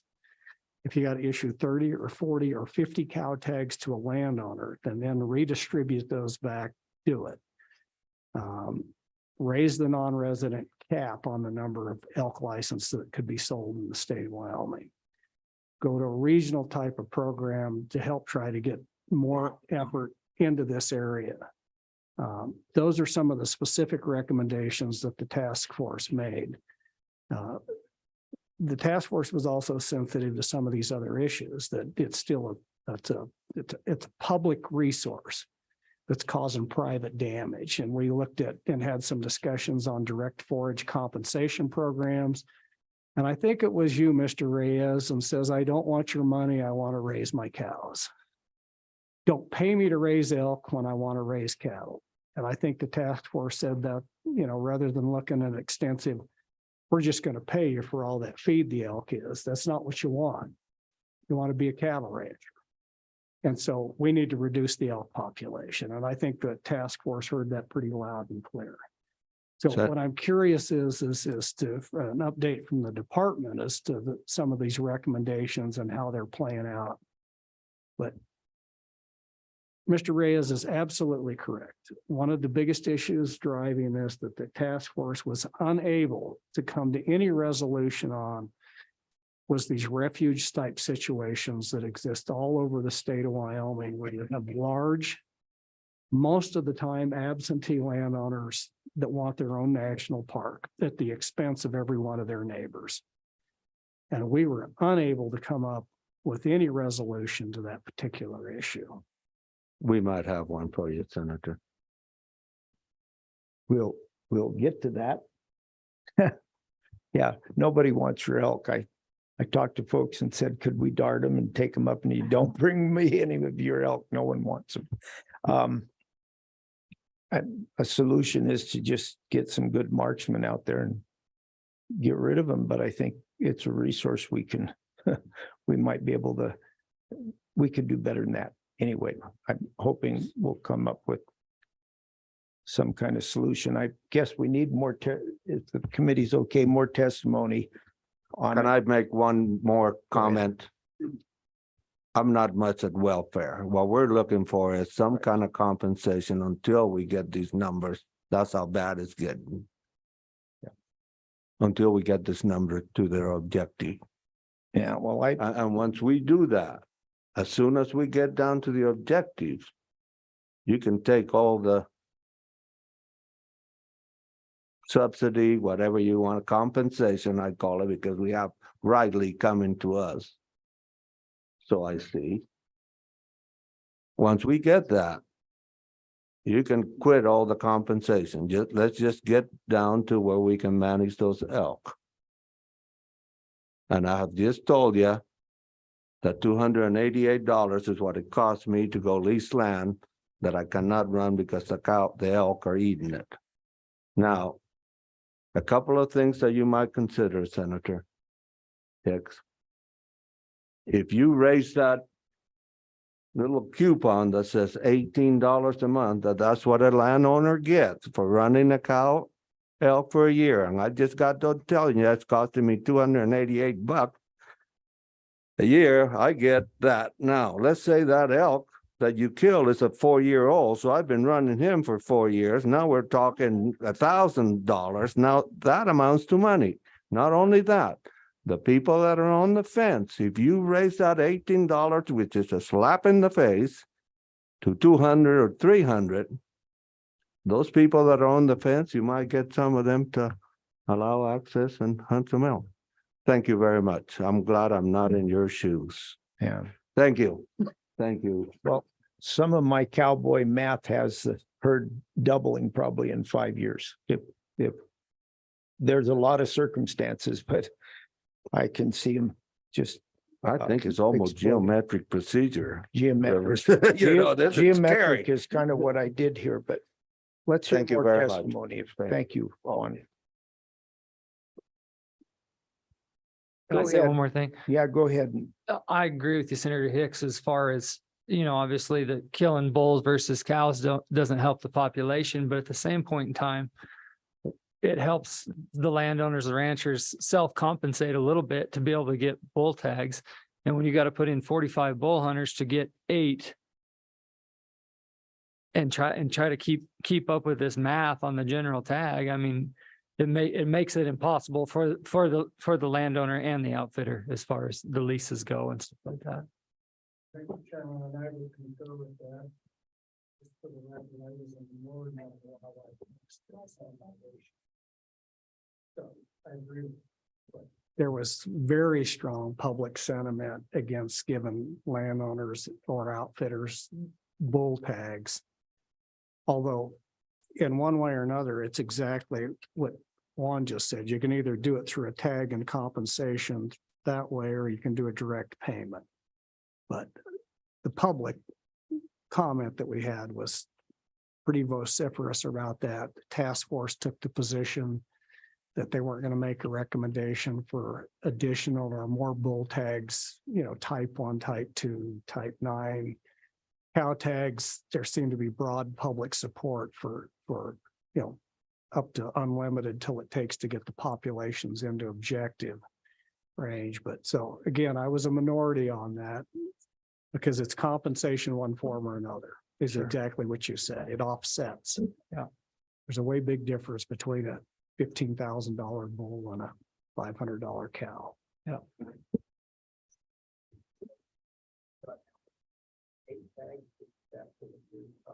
So I should have my mic on. 8 tags in a year's time? Yeah, 8 Was all tags. you got 8 as an tags, yeah. outfitter? And that's putting in, 45 hunters. And I got very fortunate because 2 of my big groups, 3 and 3, both drew the tag with less than maximum preference points. So, I mean, I very well should have had 2 hunters. I So, see. and I know I didn't put in all people with maximum preference points, but you would think as many elk as we have, it wouldn't take 5 years to be able to get a tag for a non-resident. Okay. All right. Sir, your name and My name's Charlie Farthing. I live at Iron Mountain, Wyoming, which is 45 miles northwest of Cheyenne. I'm in Hunt Area 6, along with these other fellas that are here with me. I'm going to give you a brief history of the Iron Mountain elk herd. And I guess my family, we've been in Laramie County ranching since 1886. We've lived on the ranch at Iron Mountain since 1903 when my grandfather bought it. I'm the 3rd generation there. My sons are the 4th. They're with me on the ranch, and I've got some grandkids that are coming up that are on the ranch as well. My grandfather never saw elk in the Iron Mountain area when he bought the ranch. My father never saw any elk until the mid 1970s, I think about 1975. These elk were planted in this area on the Plumbago Canyon Ranch by the Game and Fish. If you'll remember way back when, there was a lot of elk in Yellowstone. They were having a big die-off. They transplanted some of them out of Yellowstone. The elk were transplanted by the Game and Fish to the Plumbago Canyon Ranch, which is off Highway 34. Tom and Kathleen Moore owned the ranch. Tom was an employee of the Game and Fish Commission at that time, or not the Game and Fish Commission, the Game and Fish. Bill Hepworth was the Game and Fish biologist. There was no environmental impact statement. There was no consultation with any of the other landowners in the area when these elk were put in. Nobody said anything to us. For a few years, we really didn't see many elk, and then all of a sudden we started to see them. They didn't stay on the Plumbago Canyon Ranch. It's kind of like when they put the wolves in Yellowstone. Nobody told them they had to stay there, and they've spread out. The original objective, I believe, was 150 head. Then it was increased to 300 head. It was then increased over the years to 500, to 800, to 1,000, to where we are now at 1,800 as the objective. This was gross mismanagement by the Game and Fish. Instead of trying to manage or control the elk, they raised the objective. When we got to that objective, they raised it again when the elk got to a certain number. They flew just recently, about a month or a month and a half ago, and I talked to the biologists. Their figures right now are somewhere between 4,500 and 5,000, according to their computer models in Area 6. If you have 5,000 head of elk, and I've done some math here, I don't know how good it is, but if you figure out that half of them are cows, say you have 2,500 cows out of those 5,000 elk, and they calve, I figure, and these are my numbers now, I figure 500 to 600 calves are going to die due to weather, the coyotes, whatever, that won't mature. But if you have a 15 of those 2,000 cows, if you have a 1,500 head increase every year, pretty soon you're talking real numbers. Right now, I think, as Juan said, that's the Game and Fish numbers. I think if you talk to a lot of the landowners or the people that are out there seeing them, it's probably bigger, more towards 6,000. They're affecting not only our hay crops, our grass, but it's the amount of carrying capacity we have for cattle. It is also our fences. We have fences where we put cattle in. We go around them in the spring. We fix the elk damage, which is considerable. We fix the snow breaks. When we put the cattle in, we fix the fence right away before we put the cattle in. And then we go along those fences every week to 10 days. We don't have the manpower to do that or the time. The Game and Fish has been, they've tried to work with us over the years. I don't know how many photos, slides, how many different meetings we've had with them. And basically they've told us what they cannot do, not what they will do, but what they cannot do. Their hands are tied. They can't do anything to reduce the numbers other than sell licenses. We have the longest hunting season in Area 6 in the state of Wyoming. It's 6 months long. It starts in August and goes till the 1st of February. They've put, I won't say an unlimited number of cow tags out there, but it's a tremendous number of cow tags. They can't sell them all. You can go into the Cheyenne office at the end of the season and there's still plenty of cow tags left. We need something to reduce these numbers. It isn't going to be pleasant what needs to be done.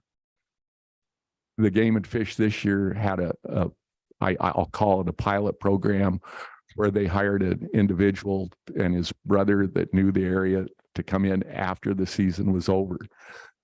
I believe they killed, and I'm not sure, about 136 elk, 129 elk. They averaged 2 a day. The elk could not be wasted. The elk had to be donated to the food bank. I think over 12,000 pounds of elk meat was donated to the food bank. This is like, if you'll excuse my language, like peeing in the ocean. It's a feel-good deal. It doesn't, in the grand scheme of things, it doesn't do anything. Our elk are still increasing. We need help. I don't know. Juan talked about compensation. I don't want compensation. I'm a cattle rancher. I just want to be able to run the cattle and not the elk. I'm not against killing all the elk, but somehow we need to get these numbers under control. If this isn't addressed soon, we're going to get to the point where it'll be impossible. There'll be so many elk to do anything with them. If you have any questions, I'd be glad to answer. Oh, one thing too, and I'm going to pass this down through you. Sometimes a picture is worth 1,000 words is what they say. I apologize for this not being any bigger, but I think you'll get a general idea of what we're dealing with. This is what we're seeing. We used to see elk in small groups. Now we're seeing them groups of 500, 600, 800. The biggest group we've ever seen is, we think, is about 2,000 head in one bunch. You cannot believe the damage they do to the fence or the grass. I'll pass this down and you can all look at it. Well, thank you, Charlie. And so most of us envision that this is forest permits and BLM permits, and some of it probably is in the area, but I think the Farthing Ranch is primarily private land. So your pasture that you have paid for through generations is just being eaten up, and we're going to try to work on probably not a solution, but maybe solutions. Like I said when I started, this is normally something that our Travel and Recreation Committee would deal with. When you get into preference points and things like that, I don't understand it very well. But I do know that in your area, it doesn't matter.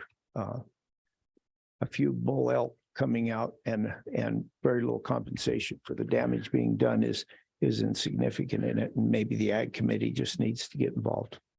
You can kill all the bull elk you want. You've got to go after the factory, which is the cow. It only takes one bull to breed a lot of cows.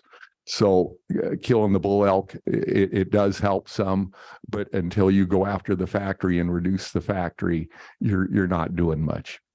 Yeah. Well, maybe we need to issue 10 cow tags with every bull elk that we sell. Something. I don't know what we need to do, but we'll talk to Game and Fish while we're here too. Are there other ranchers that had testimony and needed to come on up. Thank you for your time. Yeah, thanks, Charlie. Ah, goodness sakes. So is this picture on your ranch, the Farthing Ranch? Yes, it is. Wow. We've got other pictures that are just or better than that's the only one I seem to bring brought with me today. But we can get you videos of elk that we've shown to the Game and Fish. There was a group of probably maybe 1,000 elk with 100 and shot one cow out of it. And it's a pretty good video, and I'll try and get that to you if you want to. Okay, thank you. Welcome. Thank you. My name is Don Willis. I live up there at the head of Sabile Creek Country, Area 6 again, neighbors to these guys. We've been there since 1990 when we moved onto that ranch. There were 35 elk in the neighborhood. Currently, there's about 1,200. Just for your historical perspective. We've always, we're an ag cow-calf deal, but we've also always had to supplement with the recreational income also. So the questions that John Kyle had about, availability of preference points and all that is a factor. We don't really care to have any compensation. I realize just big picture what you guys are looking at. For one thing, I would like to say that we've been going to meetings, been to the task force meetings, we've been to the commissioner meetings, and I would like to commend the Game and Fish commissioners and our local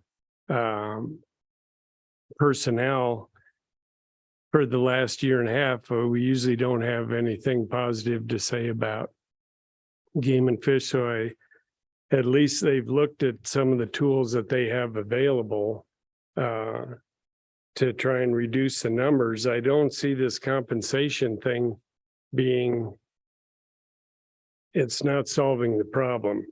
Solving the problem goes back to Charlie Farthing here with there are just too many numbers. So that's a separate deal from compensation here. And I realize that you have to, I have a couple of issues with the compensation thing. One was, they don't want to pay unless there's extraordinary damage. I don't know what you call extraordinary damage. We're still making our mortgage payment. We started in 91. We're still doing it. There were 35 elk there. There's 1,200 there now. You can do, so I don't know where you draw the line on what's ordinary damage that we owe the state and what's extraordinary. So I do have a problem with that. I feel like that's a taking. Again, one of the big problems in this area is that Area 6 elk unit is about 92% private property. And you get into this whole refuge situation that's nationwide with these elk.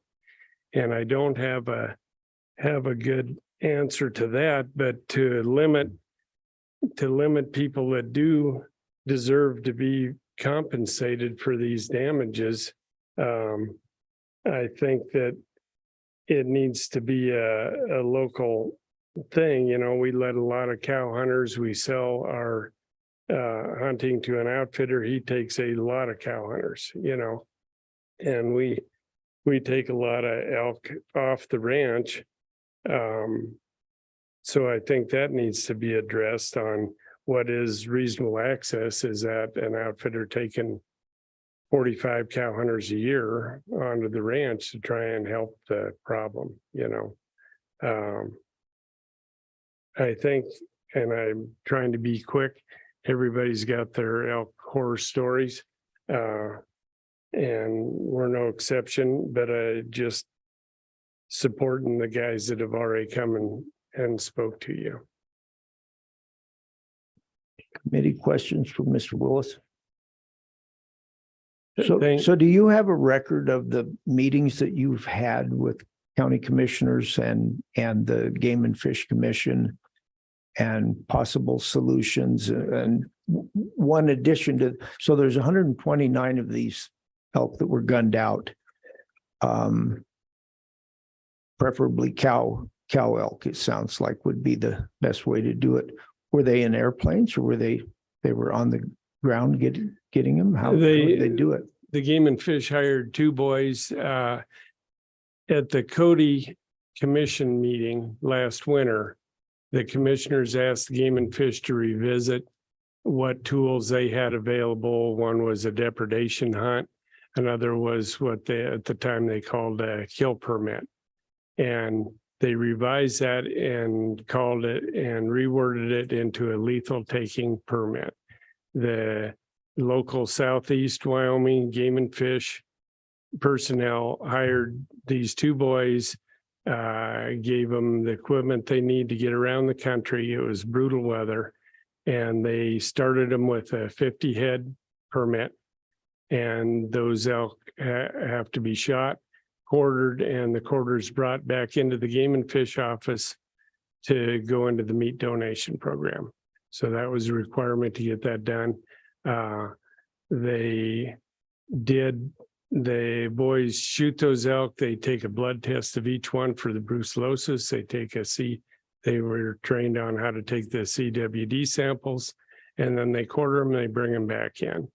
And so I do commend the commissioners asked the Game and Fish to revisit that lethal taking permits, which had not been in much use ever statewide, or at least not successfully. And I realized that this, I'm only talking a 30-year picture that I'm giving you here. Charlie Farthing's giving you a 100-year picture, that we've had that dramatic jump. And we spent a lot of time going to meetings when we saw this coming, and we didn't get a response from the Game and Fish to help this. And that's why you say, how much increase are you getting every year? And anybody can do the math with that number of cows, that it's just to crazy numbers now. So the Game and Fish, I think, this problem did not happen overnight. And I don't think it's going to be resolved overnight. So I'm looking at multiple tools, and you've heard these guys talk about, they kept issuing more cow tags, additional. You're 92% private property up there. People can give access, people can drive around, they do not get the elk killed.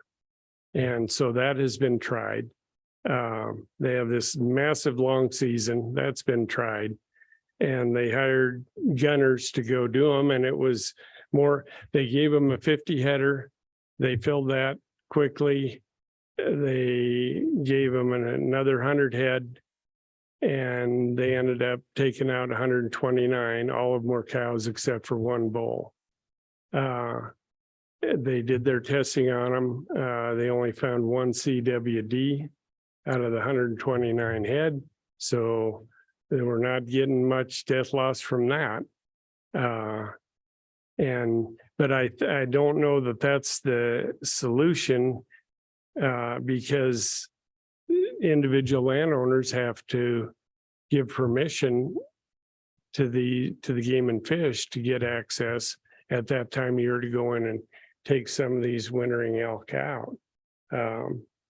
But they did that, and they did, I think, a very clean job of it. And like Charlie said, made a massive meat donation that was put out there at good use. But I think it's going to take many tools to get this. Charlie and I were running some numbers. If we got 5,000 head and they kill, and we're adding 1,500 every year, and you want to reduce that from 5,000 head to the objective of 1,800, you got to kill 3,200. So in what time frame? 10 years? Then we need 320 head killed off the original herd, plus 1,000 head a year, just to stop what's happening.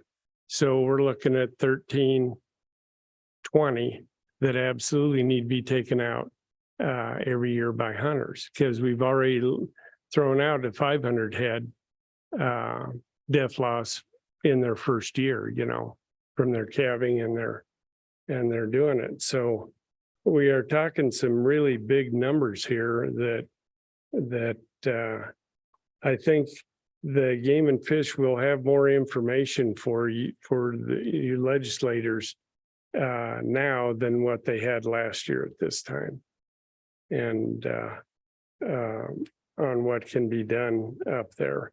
And like I say, we've tried Johnny called it self-compensating, but we try to sell enough hunting to recoup some of these losses that we have, you know. I mean, we're sitting there. This year's a good example. For one thing, I cut down the cows because it was so dry. Of course, everything is exaggerated with the dryness. But when I'm sitting there one fence away and have left the grass to go with my 300 pairs, and I have to hold them and feed them for 2 more weeks at $300 hay, this is real money, you know. 3 tons of hay a day, just barely getting those cows by is $1,000 a day, 15 grand for me to go from the 15th of May to the 1st of June, because I have no old grass left, because I've had 1,200 head of elk up there cleaning it out. And it was better this year because the late hunting that the boys were doing for the Game and Fish did kind of reroute those elk a little bit around us, but like Juan says, they end up on Charlie Farthing. So we're robbing Peter to pay Paul here. You know, it's not an easy thing to figure out.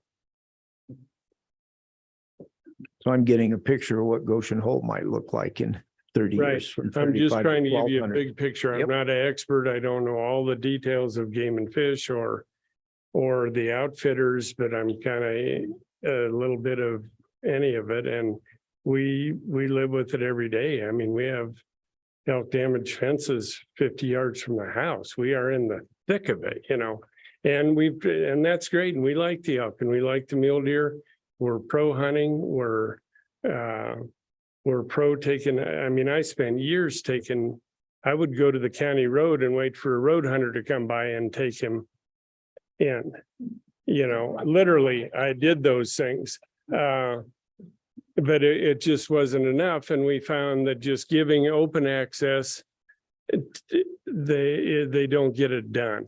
And these elk get, you know, like you've talked to people that had hunting experience up there, bought their tags, went up there, and they hunted and hunted, but they couldn't find them because those elk bunch themselves into these massive bunches for their own protection out into the more open country. And they're very smart. And they do a good job of staying alive. And the way our windy country is, even with, you know, we had bigger winter this year anyway, but the way the wind blows those ridges off, those elk do not winter kill. You know, they get out on those windswept, whether they've got to go clear to Chugwater or Goshen Hole to find it, they will go find the grass, you know. And so they're very impressive, you know. Thank you, Mr. Willis. Yeah, thank you for your time listening. Do we have further testimony from before? We're going to probably pretty much finish with the Game and Fish. And I'm guessing that our Game and Fish would have records of these meetings and ideas that were brought up. But anyway, I'll ask you about that when you get up here, because it sounds like we're not going to have a single solution to the problem. And something has to be done probably. Thank you. Jim.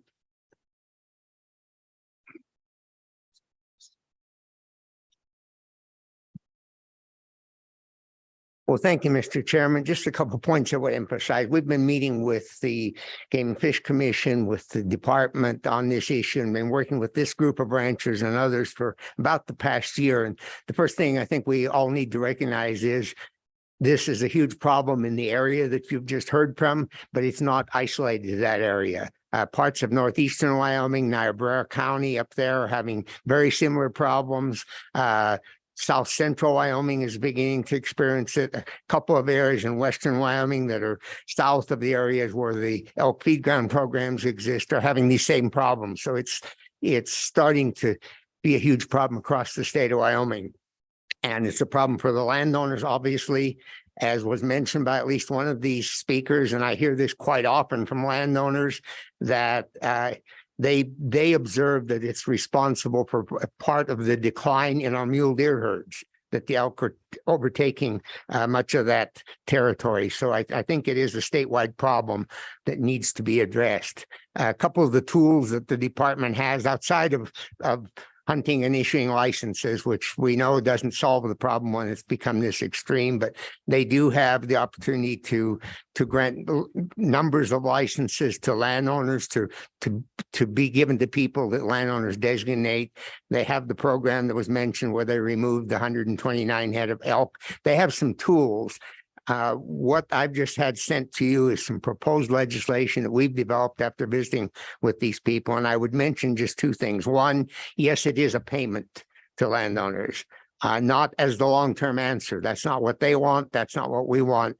But I think it serves two purposes. It recognizes the harm that they're suffering, the economic harm, until we can get these herds down to reasonable management numbers. And second, I would hope it also would motivate the Game and Fish Commission department to be somewhat more aggressive in utilizing the tools that they have available to them today to get these numbers down. But as you clearly see from what you've heard, even with the best of intentions, we're not going to get there in 1 or 2 years. It's going to take a few years. And meanwhile, landowners' economic viability is being threatened by the excess elk numbers there. So there's mention of extraordinary damage to grass, which is in the current law. That is so difficult to define. The process to claim it, to prove it, to receive payments is just so frustrating that frankly, that particular provision of the damage payment statutes is very seldom used today. What we're proposing to you here is establishing a special provision within the current statute on damage to property that would apply only when, to the extent that the elk population exceeds the population objective established by the commission. And we realize that that's an open process. They can raise or lower it, but if it's done in a public process, we think that's still a reasonable way to proceed. Where that was done, then based on the acreage of within the total area that belonged to that landowner that they controlled through leasing or ownership, not counting federal lands, and based on the number of population over the population objective, those landowners would receive basically an automatic payment every year for those animal units of forage. There wouldn't have to be a proof that damage was done. The animals were there. They exceeded the numbers by a certain amount. And if I hold 20% of the acreage under ownership or lease within that hunt area, then that payment based on those excess numbers, I would receive 20% of that payment. Others would receive other portions of that. Just a couple of other things I'll mention here because they might seem a little bit unusual. We did provide that to be eligible for compensation, the landowner or the lessee must be willing to negotiate with the department reasonable hunter access. We're not wanting to specify what that could be. It could be having an outfitter. It could be allowing designated people on. It could be more than that, but we think that's got to be worked out. But in fairness, we would maintain that those few landowners, and I believe was mentioned by someone, larger landowners or out of state owners who want to grant no access, that they would not be eligible for this payment. So there's some incentive to provide some access because if we're going to control these numbers, even in the future with hunting, we've got to have that access. The one other thing I would mention, which is a little different than the current law, the current law talks about identified private or leased private lands. In what I'm proposing you to hear today, I'm including leased state lands. And the reason for that is, unlike federal lands where you pay for the AUMs that you actually graze, on our state lands, we pay for the amount of forage that's deemed to be there that's available for your use. If the elk are taking that forage, then you're suffering the same loss there as you are on your private land. And for that reason, we believe it's justifiable to include state lands in this proposal should you decide to move forward with it. As I say, it's not the long-term fix. The only long-term fix is to manage the elk at the proper objective, but it's a way to, I believe, help landowners through the process and encourage game and fish to be more aggressive in getting these numbers down to reasonable management numbers. And with that, Mr. Chairman, I'd be happy to take any questions. Committee questions? Yeah, John. Yeah, thank you, Mr. Chairman. Yeah, I think it's a good attempt at a start, but I think the issue that I see with this whole proposal, it doesn't fix the problem. It doesn't. It's paying out people money. I've heard testimony that they don't want the money. And I think they're smart, because once people get hooked on money, I think you might change your mind and want the money. But let's just say I agree with the premise that it's a huge problem. First time I've really heard about it. But I appreciate what you've done here, but I can't support this type of methodology for solving this problem because it's beyond you. It's beyond this proposal. We got to get to the game and fish. We got to figure out what the heck's going on here as a new member here listening to this for the first time and solve the root of the problem. Paying money, I think, is just going to put it off. I mean, in other words, it's going to satisfy maybe somebody in the beginning, but the numbers are growing exponentially. It's mathematically impossible to catch up with what I see is going on here on the explosion of the population. So money alone, I don't think is going to be I want to solve this problem. Okay. And I appreciate what you've done, but I'm just going to tell you up front, I'm opposed to this methodology at the first blush to get this under control. But I do thank you for your work you put on. And I realize it didn't happen by itself. Mr. Chairman, if I may, I would certainly not disagree with you at all that this is not the answer. The answer is to get the elk down. And if we can do that in a reasonable amount of time in another manner, we would certainly be open to that. Our thought was that even under the best of processing, we're probably looking at 3 or 4 or 5 years to get there. And meanwhile, this would be simply a way during that interim to keep these landowners from suffering continued economic loss. As they've said, this is not what they want. I believe I did hear some of them say that it might be a temporary help, but I would not want this if it were to be seen as the solution. Now we don't have to do anything else. We just pay landowners. I'm totally in agreement with that, and would hope that this would have some limitations or some requirements added to it as to what the game and fish needs to do in a timely and aggressive manner. Follow up. Yeah, and just from my short time being in this position, I will tell you, if you take away the crisis for legislators, for politicians, the issue will go away. And I don't want to see this go away. I want to see you be successful and these folks get a resolution to the problem. That's why I think we need to keep it up front. We need to keep it the crisis that it is. We're certainly here to work with you to resolve it as a crisis, and the faster it can be resolved, the better off it is for everyone. But it necessarily means removing a lot of elk, not only in this area where we're talking about perhaps 4,000, but probably across the state, we're talking about removing 10 or 15,000 excess numbers of elk. And I certainly can't sit here and offer the answer to how we get there and get there in a timely manner. Senator Steinmetz. Thank you, Mr. Chairman. I agree with my colleague, and yet I sympathize with the people that are living under this condition right now. Mr. Magagna, would you consider a sunset provision on this and maybe a reasonable time frame to give us a deadline as far as getting this resolved? Would that be a possible compromise to our dilemma? Mr. Chairman and Chairman Steinmetz, I don't even see that as a compromise. I would welcome that. I mean, anything to show that this is not to be the answer. Perhaps naively, I'm assuming that the economic cost of this to the game and fish will be a pretty good incentive, but perhaps it will not be. Mr. Chairman, I would never want to assume anything. Thank you. Representative Schlegel. Yeah, Mr. McGagan just confirmed what I had thought.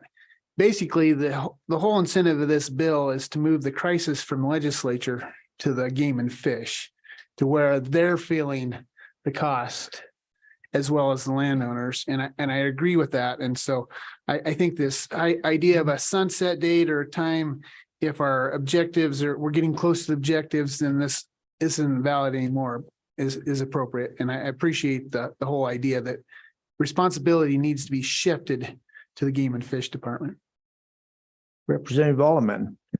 Mr. Chairman, Mr. McGagnon, everybody at this table knows I do not spend money. That's one thing I hate, is spending money, and everybody here will agree with you. You're right, though. This is a problem caused by the Game and Fish of Wyoming. These people need to be taken care of by the Game and Fish. That means they have to sell the Ellis up on the Bighorn that they bought a couple of years ago. Let them sell it. This should not be done by the people of the state of Wyoming, but this problem should be taken care of by the people who caused it. And according to testimony, that was the Game and Fish about 40 years ago. Thank you.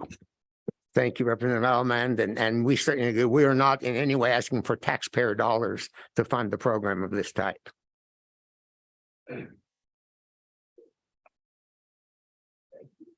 Thank you, Mr. Chairman. Thank you.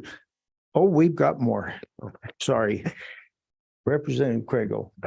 Thank you, Mr. Chairman. I guess this is probably just to follow up on Chairman Steinmetz's comments and question, and also Senator Kolb's. Is I guess I'm a little bit leery about putting a sunset in the bill draft. And the reason being is then we take out the incentive going forward. So we solve the problem today, but 5 years from now, we're going to be staring at a room full of people telling us the same story, because what this language will do once we get it in the statute, if we were able to get it there, is it will keep the pressure on the commission, Game and Fish, to manage these herds. Otherwise, it's going to cost them dearly. And I think that's what we got to do, is keep the pressure on not just today, but 5 years, 10 years, however many years down the road, forever, really. I guess unless they just decide they would rather pay everybody off than manage the elk herds. And then I guess we could worry about it then.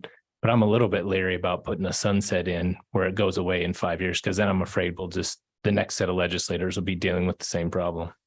What do you think about that?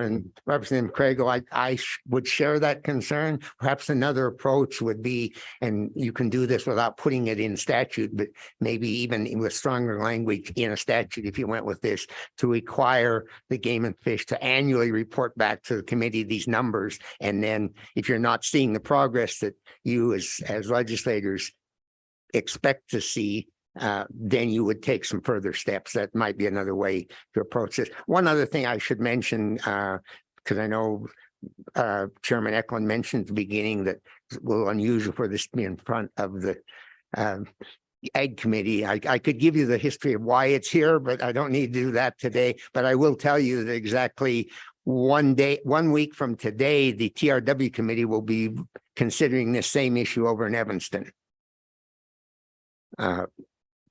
Okay, So maybe this there's is why an we opportunity for the can't committee to dart them work and together or something. yeah, we can't dart them and give them to anybody. Nobody wants them. It's just, yeah. I didn't realize that the problem was so statewide. I had heard about plenty of it around here, but any other questions before we? Okay, any other further? Okay, Mr. Moline, come on down.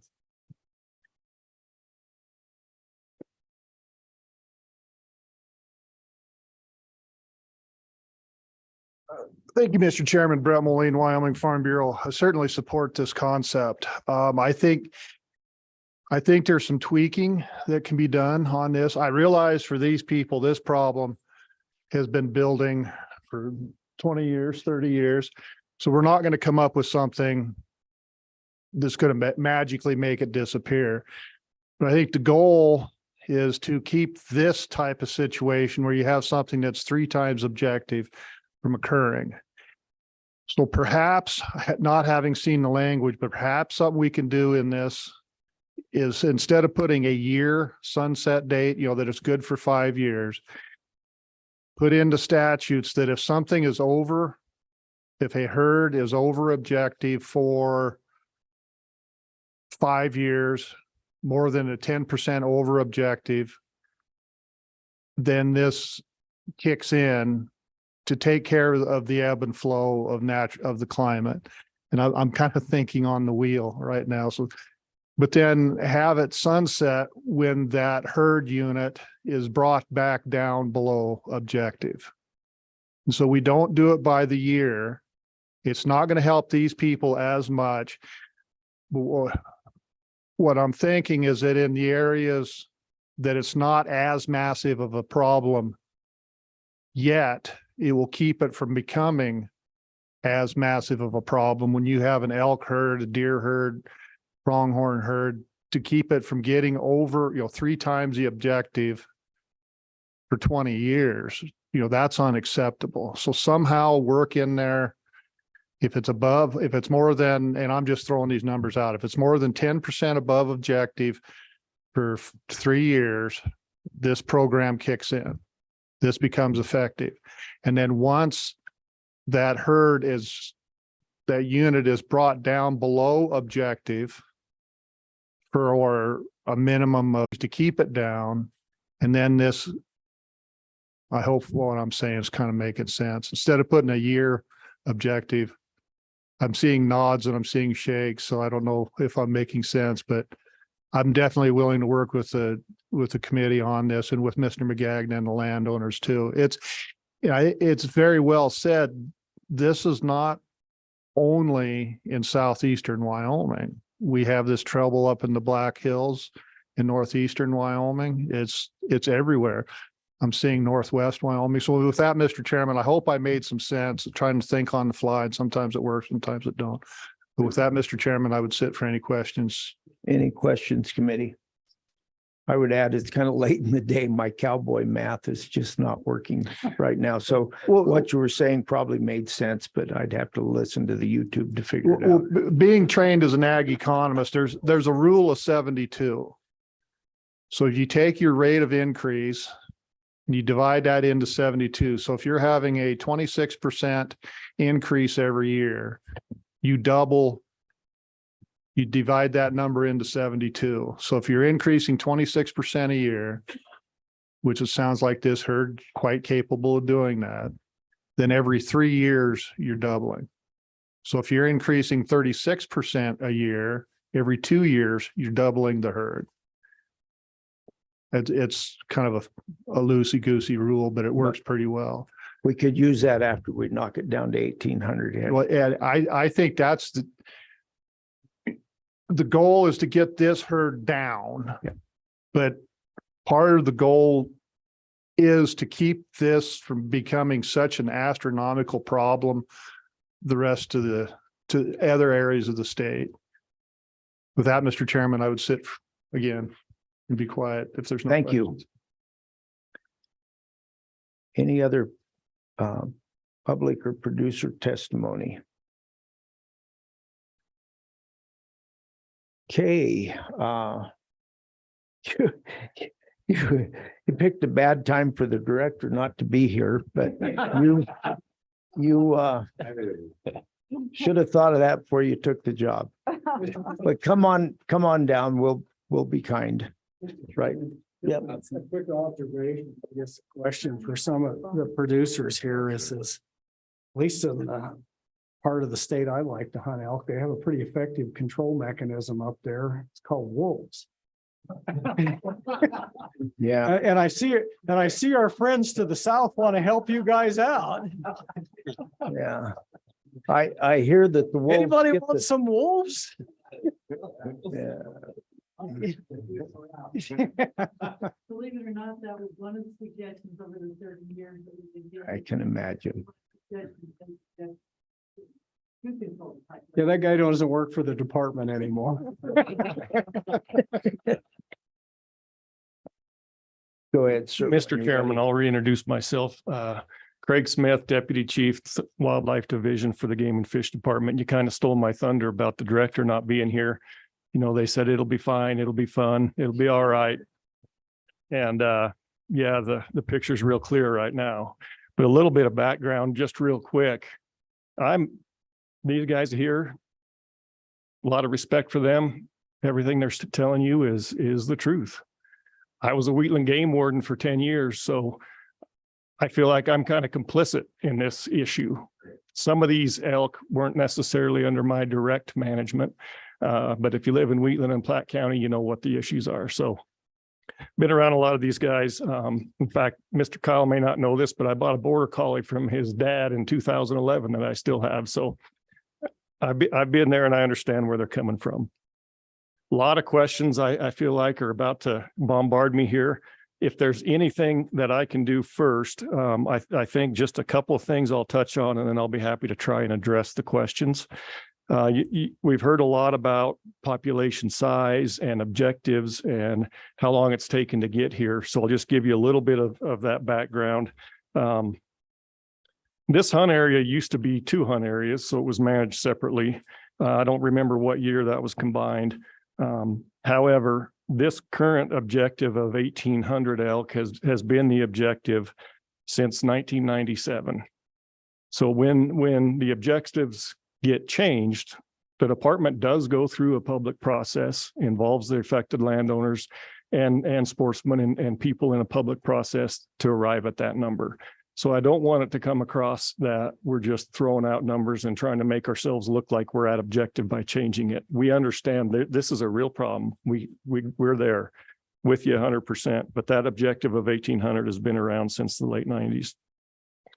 The number of licenses issued came up. I'll try to address that real quick. The current license structure does have a general elk season that's valid from October 1st to October 31st for any elk off national forest. Then it's valid from November 1st through December 31st for antlerless elk off national forest. There's an Area 6 Type 1 license, which is valid for any elk, and there's 75 of those licenses.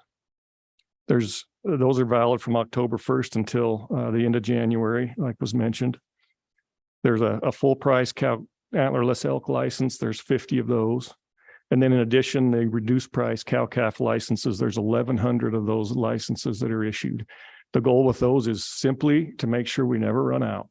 And over the last 10 years, we've averaged about 900 or so of those licenses being sold, maybe about 850. So licenses, we can't place enough hunters in this hunt area to harvest the number of elk that we need to harvest.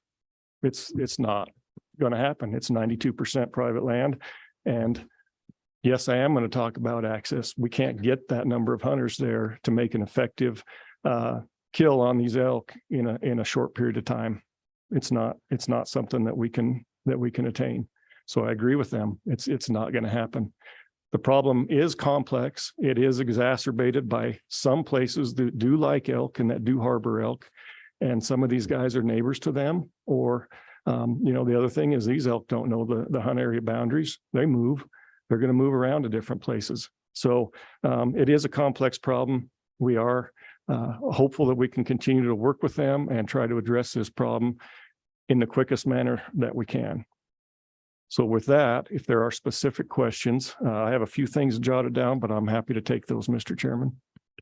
Committee questions. Senator Hicks. Yeah, Mr. Chairman, and just a couple observations is, it's easy to point fingers and say this is just a department problem, but the fact that it's 92% private and you have landowners that like elk. Is this committee going to sponsor a bill that says we're going to give the Game and Fish Department the right of condemnation for access to go onto those properties and kill those elk? Is that what you want to do? I don't think so. And so let's just be really careful when we start blaming everybody out there and blaming a department or an agency when there's a shared responsibility out of a 92% private lands in this unit. And so I don't know when this thing started to blow up and get out of control, but we need to be careful on how we address this issue, because you're really talking about condemnation of private land to deal with this issue or other extraordinary means. That being said, I do have some questions on here. The task force recommended, and my recollection, I don't have the exact recommendation. This is at one point in time to issue these depredation permits straight to the landowners instead of employing these individuals to go out there and shoot these cows. Whatever happened to that recommendation and discussion with the commission? I would much rather see, rather than the department of employ stuff, is that the landowners employ a gentleman like Kyle here with unlimited opportunity to go out there and generate some revenue to offset the damage to those private property under the depredation statute. So can you help me out there, Craig, as to how those discussions went with that, and then where are we at with I'm looking at the success rate here, and well, first let's answer that question, and then I've got some other questions. Mr. Chairman, Senator Hicks, sure, I'll try to do my best. A couple things for clarification. There used to be a depredation regulation that was very rarely used, and I think Mr. Willis referenced that earlier. That has been changed. It is Chapter 34 in the Game and Fish Commission regulations. It's now titled Auxiliary Management Hunting Seasons. So the previous version, the depredation season, was somewhat cumbersome and difficult to get on the ground. It required a whole lot of different steps. This newer version, the auxiliary management, allows the department much greater flexibility in the issuance of licenses. It allows hunters who are participating in that hunt to have multiple licenses. So there's no restrictions on the number of licenses they have. And we can utilize unused licenses as well. So it is a different aspect of depredation seasons that provides a lot more flexibility for the department administratively to get that in place. But those licenses, are they just available for the general public, even as leftovers and stuff? So they're not basically controlled through the landowner. These are just like we normally do every other license allocation. Senator Hicks, that's not entirely true. So explain why this is different than just buying a leftover cow license. Certainly. The reason it is different, if we go through the process and enact basically a Chapter 34 auxiliary hunting season, first of all, it requires landowner approval on the private land. They have the ability to determine if they want Senator Hicks to come out and hunt. If they know he's a great hunter, he can come out and purchase a predetermined number of licenses. They can select the hunt. They can select their hunters that they want to have on the property. It's not, some of these hunts can be open to the public. The department has experimented over this past season in a couple places in the state with different styles of Chapter 34 management hunts to try to just get the kinks worked out and see how it goes. And we ran hunts that we issued licenses for, and we ran hunts that we issued licenses for in addition to using unused licenses. But there is a greater flexibility in landowner preference for people that are able to access their property. Okay, that's helpful, because that was one of the specific recommendations. And it gets back to the issue is just because you issue a license doesn't mean you're going to kill an elk. And so I'm sitting here looking at your own data last year. I think the success rate for your type 6 cow permits for Pole Mountain, well, the stark differences is resident success rate on cows was 35%. Non-residents was 73%. And my guess is the differential there, twice as successful hunters as they employed outfitters, many of them that are more adept at killing elk than just the general public. But I think the inclusion of that, was this in place last year with this regulation that you just talked about, or was it just going into place that allows the landowners to select those hunters to come on their property? Senator Hicks, I don't remember when this chapter was signed by the governor, but I think it was sometime around September, October timeframe when it became effective. And so the first time we utilized it was this winter. Probably a pretty late rollout. Yeah. Maybe wasn't well as far as available, just because of people's knowledge. So I'm curious to see if these harvest success rates go up. But when I'm looking at the data, and I think this gets back to everybody's run the back of the book math and stuff here. Last year, there was a total based on your harvest data, sitting here, what total elk harvested was 577 for a 49% success rate. If that rate of reproduction on it doesn't work. And so the next question is the math doesn't work. So we either got to significantly jump up harvest success or some other methodology of killing elk to get up there. Because realistically, I think those numbers are right. We need to probably kill 1,500 head elk this year. Now we killed 577 last year. So we're not even a third of the way to where we get to is just to start to break even to maintain the current population of 5,000 to 7,000 head of elk. So looking at the data would suggest to me that what we currently have is not going to work. And so what's the next tool if we can't control these elk with hunters and liberal seasons? We need to already start planning for the next step as to what is that mechanism that we're, because this is going to be a multiple year solution. I think we all agree on that. But Craig, is if you guys through as the department gone through the process, is so we get one more year of data. Hopefully we see this new program, higher success rate, more harvest. But what's next? Have you, has the department gone through that step of saying, if this isn't successful, what's the recommendation from the department going to be to the commission? Because I think that's as important to this committee as wanting to know what's the path forward. Because I think there's a healthy level of skepticism that even with the new tools may not be adequate. Mr. Chairman, Senator Hicks, exactly.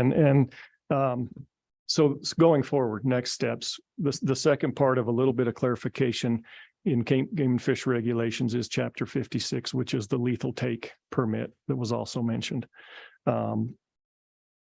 And that is an option that the department has used with our employees regularly for different purposes for a long, long time. This past year, we basically used this Iron Mountain elk situation as a little bit of a pilot program, if you will, to see what kind of success we could have if we did hire folks that are department employees. We provide the permit, the equipment, all that stuff. And these folks have the knowledge, the understanding, and the know-how to go kill elk. Just be really blunt, they know how to kill elk. I don't think they probably had any fun. Maybe the first 2 or 3 might have been kind of fun, but I'd wager a guess that it was not fun. And I don't think there's a lot of folks out there that really want to take on that type of role. However, it's a pilot to see how it went. I think it went very well. It's 129 fewer elk in the hunt area. Overall, in comparison to 5,000 elk, that's just a drop in the bucket. However, if you look at that in terms of a percentage increase in harvest based on the harvest you have for cows, it's about a 40% increase on cow elk in 1 year by doing that. So is there an opportunity for us to potentially increase our effort in that regard with more landowners and more employees? Absolutely, potentially there is. So that would be potential step.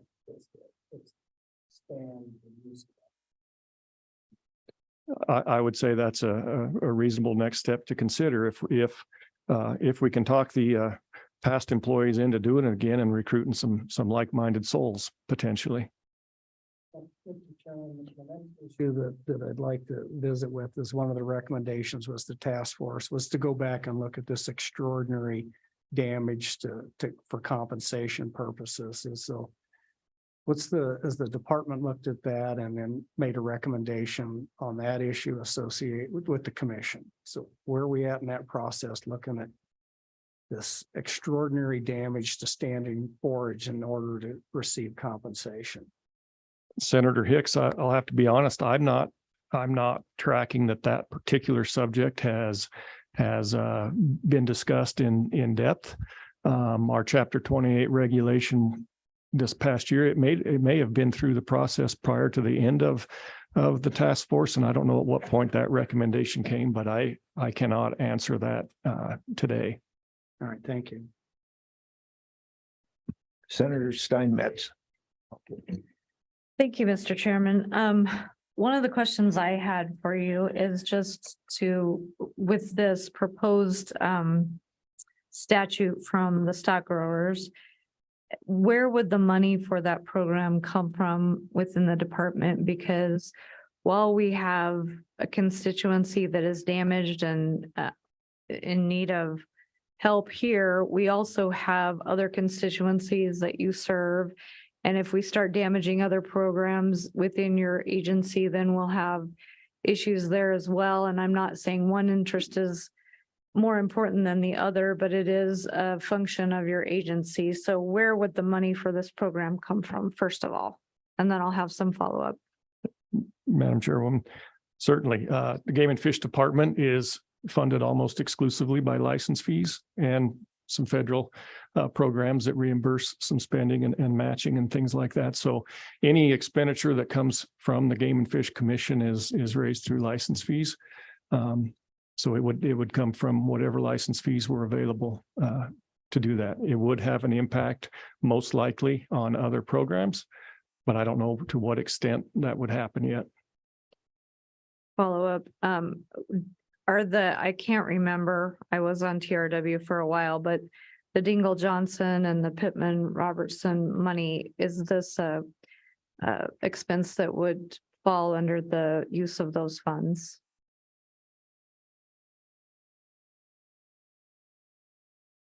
Madam Chairwoman, I'm not certain. I don't think that they would. I don't know the answer to that. Maybe someone else does, and we'll get to that in a minute, but and then secondly, I guess with the recommendation of the task force, and you said that the public didn't want more of the bull elk taken, and so there were only a few. What weight does public comment and the public's perception have with your organization versus private property rights and landowners that are being damaged? How do you balance that? And also maybe another landowner whose policies are damaging their neighbors. How do you deal with that? Madam Chairman, that's a great question. And I guess the only answer I can come up with right now is that everybody's mad at us. We're in the middle. We're trying to deal with this side. We're trying to accommodate these views and juggle all that. And it's not a simple thing. There's always someone that's mad at us for the way that we handle things. So it's not a simple solution. And given the public nature of our business and what we do, and the support by folks that purchase licenses, sportsmen and women have a great impact on how we run our business, if you will. At the same time, we have to consider private interests. They raise a lot of wildlife for the state, as you've heard, and so it's just a very difficult and precarious position to be in sometimes. Well, sir, I think we could understand your position sometimes up here on the dais. So Imagine you could. So thank you so much. We appreciate it. And I look forward to finding a solution for everyone and so that our landowners don't have to bear the brunt of this excessive population.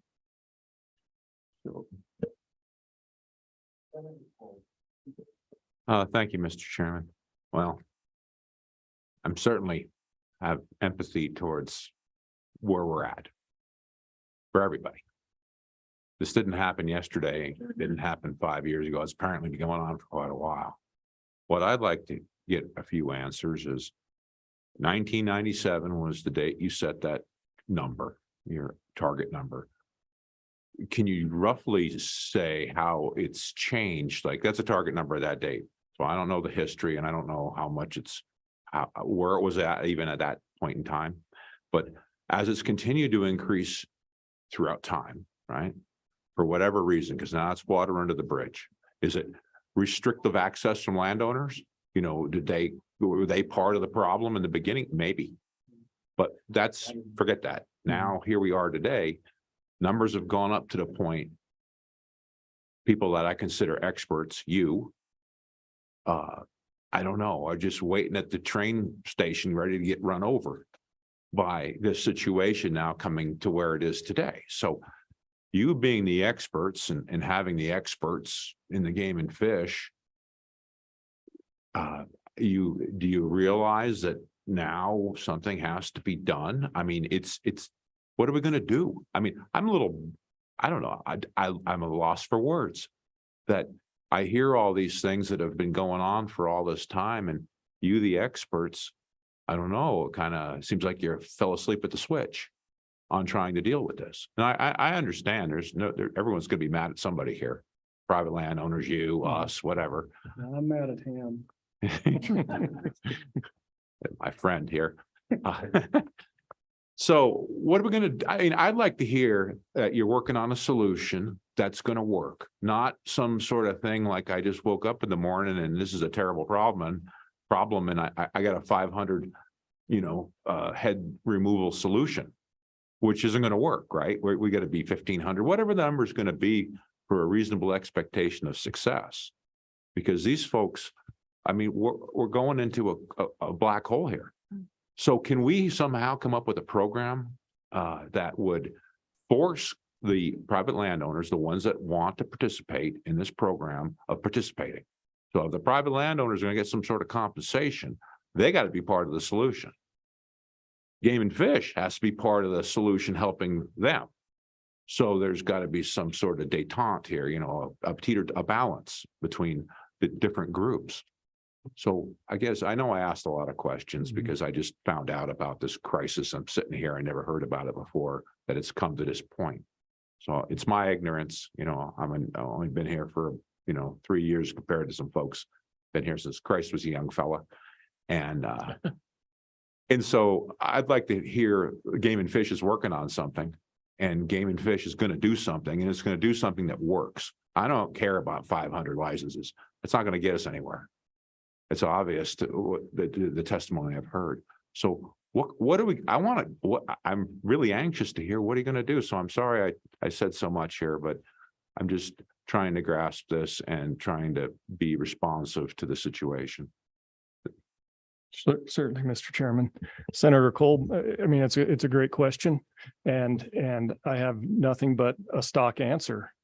We've been trying to work on this problem collectively for a long time. We can't put more licenses out there. It's not effective. We can't place the hunters to harvest the elk. The only way to reduce the population is to remove the elk from the population. So we're in this little vortex here where we're trying to work with the landowners. We can't force them. We've heard that. We can't do that. We have to ask and work together with them to try to find amicable solutions. We are at a terrible spot. It's not a good place to be. We're not happy about it. They're not happy about it. And in terms of how are we going to solve it, to be quite honest, if there was a solution, we would have already pushed it hard. But we've never tried to do what we've done this past year. We've never employed folks to go out and specifically kill elk. So my commitment to the committee and to the landowners is that we continue to try to do this. It's not going to happen in a year. It's probably not going to happen in 4 years unless there's something else that occurs at a population level that most of us probably don't want to have happen. It's going to take a little bit of time. I know our local folks are committed to this. They have buy-in with it as well. And all I can promise you is that the department and the commission will continue to work towards killing as many elk as we can, to be honestly blunt with you. Senator Ide. Thank you, Mr. Chairman. I think you summed it up right there. I mean, you guys did a pilot program. You killed 129. I think the only answer, listening to all the debate here, is to ramp up the lethal kill on these. And I don't understand. Can you take that number to 500 this year and then another 500 next year? Do you have the budget? But to me, listening to all this, it's the only solution that's going to get anywhere. And can you guys make that decision yourself and afford to fund that and get started tomorrow? That's my question. Thank you. Senator Ide, To answer your question, we have some money set aside for this purpose that we had this past or this current fiscal year. We also have that money available in the coming fiscal year. Do we have enough to get 25 people out there? No, we're not prepared for that. Do we have enough that we can continue this project and increase our harvest? We think we can, yeah. So we don't have an unlimited funding and no one does, but we have tried to look forward a little bit and try to consider an increase in this. The other option that we have in the hunt area that has not met with a lot of reception is the Chapter 34 auxiliary hunt. It does require people to purchase a license. Landowners can select their hunters basically. But again, it's difficult country. If you don't know it, you're not going to be very successful. If you don't have somebody there that can help you out, it's going to be tough for someone that's never been there before to go out there and kill an elk. They'll see elk, but it's not an easy place to get around. Mr. Chairman. We got quiet bunch over here, so I'm going to let Dalton go first and then you, Alan. Thank you, Mr. Chairman. Get back over to your side. I just wonder if this warrants a entire in-depth look and reevaluation of management practices across the board. Because there's an irresponsible growth of population, and across the state in my country is equally as irresponsible. There's a dwindling moose population. And does that warrant an in-depth look at management practices of every kind of what we're doing besides just licenses to manage, which is the responsibility of the department to manage wildlife in the state of Wyoming? Mr. Chairman, Representative Banks. I think to answer your question, the department certainly does more than issue licenses in terms of management. We do have different branches in the department that try to address different components that go into the management of wildlife species other than just hunting. So there are some other things there. There's always a lot of prongs on the fork that impact populations. It's very rarely just one specific issue. If it was one, we'd have a much more success in resolving some of these issues that we have, but it is very difficult. So, this department for a long time and continues to manage wildlife kind of under the North American model of wildlife management, which is conservation and sportsmen foot the bill for that opportunity. Those license dollars create the funding to support doing the management. And so that's the way this agency has operated for a long time. And we haven't had any discussions about changing that management at this time that I'm aware of. So a bigger overall redo, if you will, or consideration, potentially, but I think the way the department has worked for a very long time has been under this North American model of management, and I'd be happy to listen to any other suggestions and take those up to our leadership. Yeah, your department hasn't heard from the Ag Committee before, so the model remains not very effective for the ag community. But Representative Schlegel. Thank you, Mr. Chair. Mr. Smith, the question I have is brought up. Mr. Kyle mentioned the draw rate for out-of-state hunters is pretty low. I mean, I think you have to have 4 preference points to draw elk license.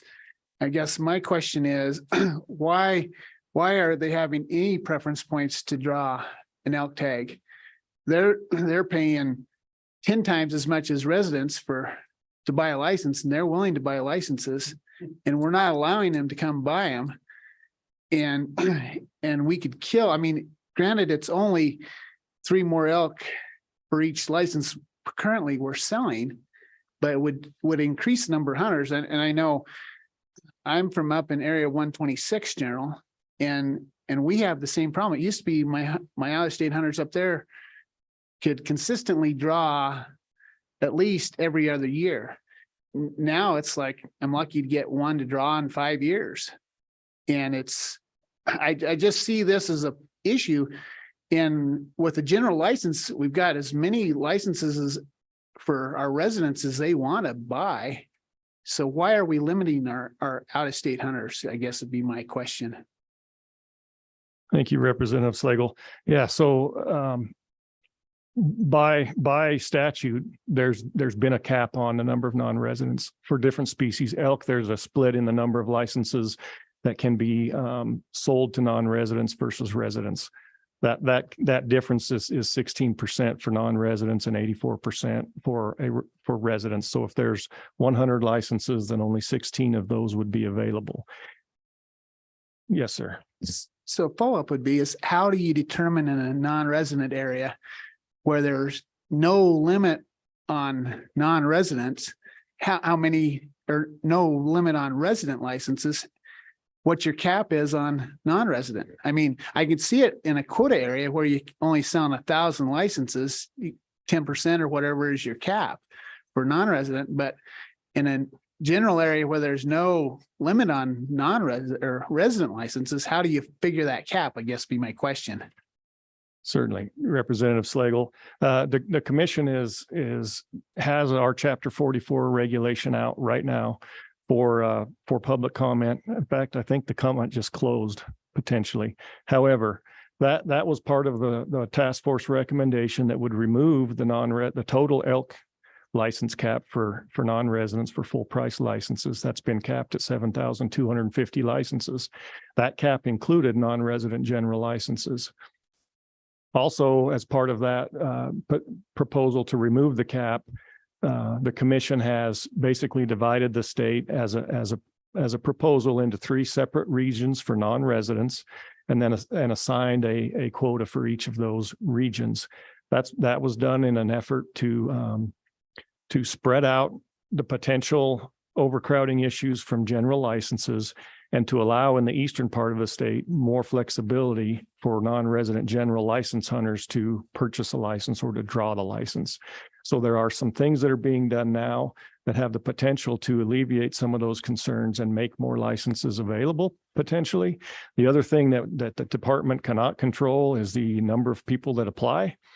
Demand for all of these licenses across the board has been going up every year for the last several years, and that's impacted the drawing odds and the number of preference points that it takes to draw those licenses. You're welcome. Senator Hicks. What I'd like to do is I've got Kyle. You could come down, Mr. Kyle.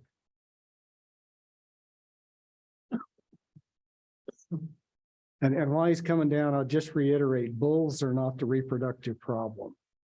So those general license bulls are not going to solve the herd problem. That's a point problem because of the desirability. It's not going to get to the population side of that. And then to my colleague, Representative Banks. So I agree with you. We ought to fully look at wildlife management from the Endangered Species Act. All across the board and federal land management and the implications. So it's not a department problem. You get the federal government that creates a lot of problems with these large predators like grizzlies and wolves. Yeah, I'd like to revisit that. And then we have all the federal land management component that complicates some of these issues as far as habitat, carrying capacity. It's not a game and fish problem that needs to be addressed by the department. It is a much more complex issue than that. But the question I have, John, for you and your business, you're in the business of killing animals. So if you were issued an unlimited number of cow tags, what's the capacity not only of your business, but your colleagues or other individuals in the same business, outfitting, particularly non-residents and some resident hunters? How many elk could you kill a year if you had access to unlimited cow tags for 6 months?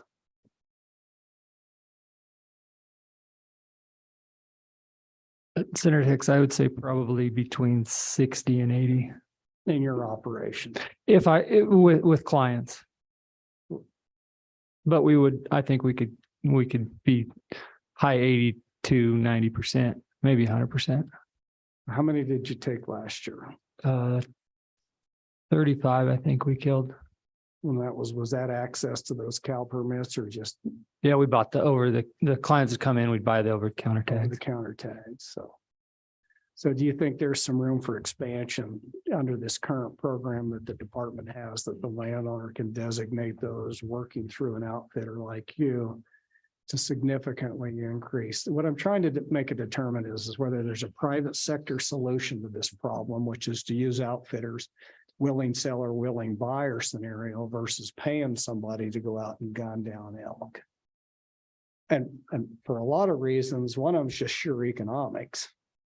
And the other reason is broader public support for these programs. What's your take on this? Is there room for a large expansion within your sector, particularly with these cow elk, to increase that harvest with these available permits? Yes. One thing we always say, okay, it doesn't help to kill the bulls, but the bulls are what brings the money.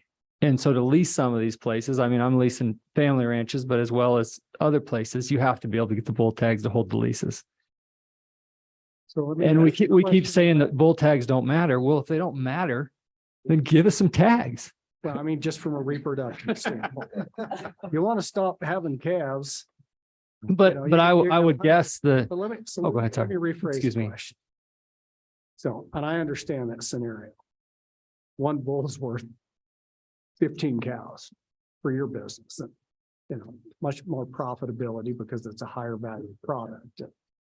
So the other scenario that was contemplated through, and I shared the compensation damaged subgroup on the task force that was floated, was in lieu of participating landowners and say a program that allows this, that those current eligible licenses, bull licenses, could be transferable.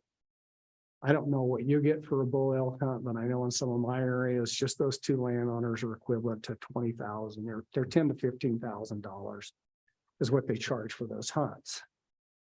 Would something like that, in addition to the cows, if those eligible landowners were then able to transfer those bull tags, and you're only talking two per ranching unit, but those two will generate more than 30 cows as far as revenue. Would that also help you be able to go out there and lease more of those ranchers and hire more hands and compensate those landowners? Because now you're not just running 30 cow hunters at whatever your arrangement is, mostly with these guys, is go kill them. But it's a revenue generation mechanism for you as a businessman and them as a landowner through an arrangement where you would have transferable bull tags for the existing, not an increase, but those landowners are currently eligible for 2 bull tags apiece. If they could transfer those to anybody under one of your clients, would that help? Absolutely. I mean, you have these huge swaths of land that get 2 landowner tags. I also think it would help for the public, because not so much in our area, but I also lease stuff in area 7. You've got 40,000 acres of ground with 2 tags on it. None of those animals are getting pushed onto public ground. Exactly. If those guys could get some tags, if we're managing public and private land under the same swath, and it's not working, and it's not going to work.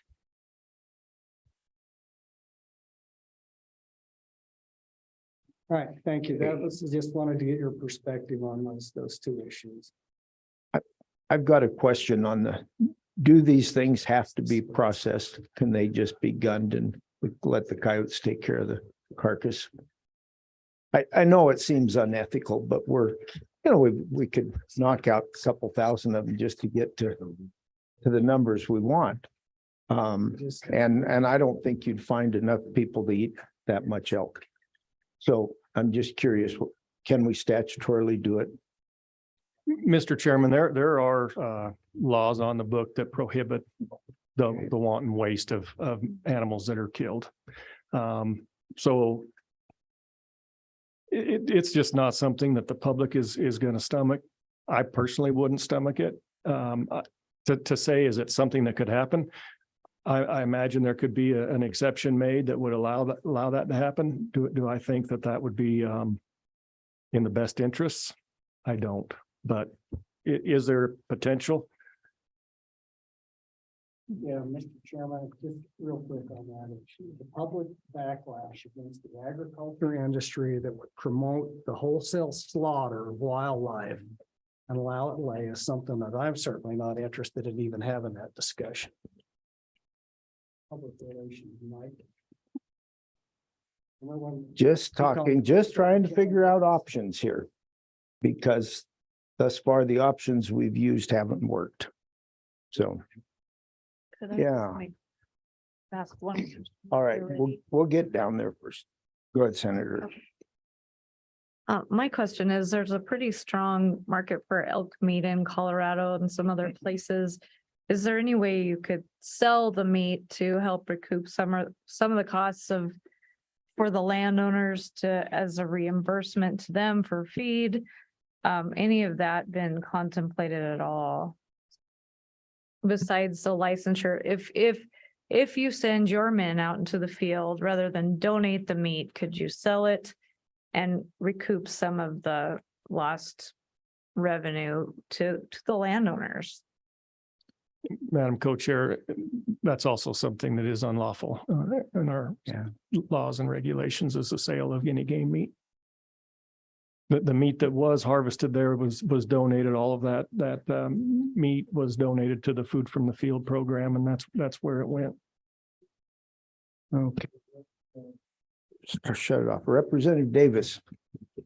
Mr. Chairman, you did bring up an interesting thought with using a helicopter. Would it be, would say the guide be able to use drone technology to help with the seek and find? Could there be a temporary waiver of something like that? Is that something that could fall in there? Representative Davis, again, another option that is unlawful under the current rules. Is there a way to make an exception? I'm not a legislator, so it's not up to me to make that exception. But that is currently unlawful as well. Okay, I'm gonna head down to the other end. We got an outfitter, sort of retired outfitter down there. John Winter, go ahead and yes, thank you, Mr. Chairman.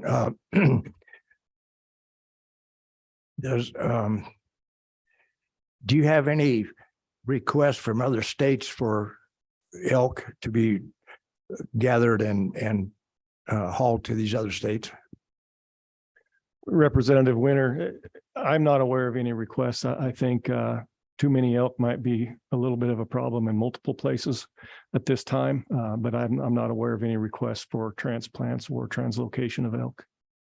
Okay, well, thank you.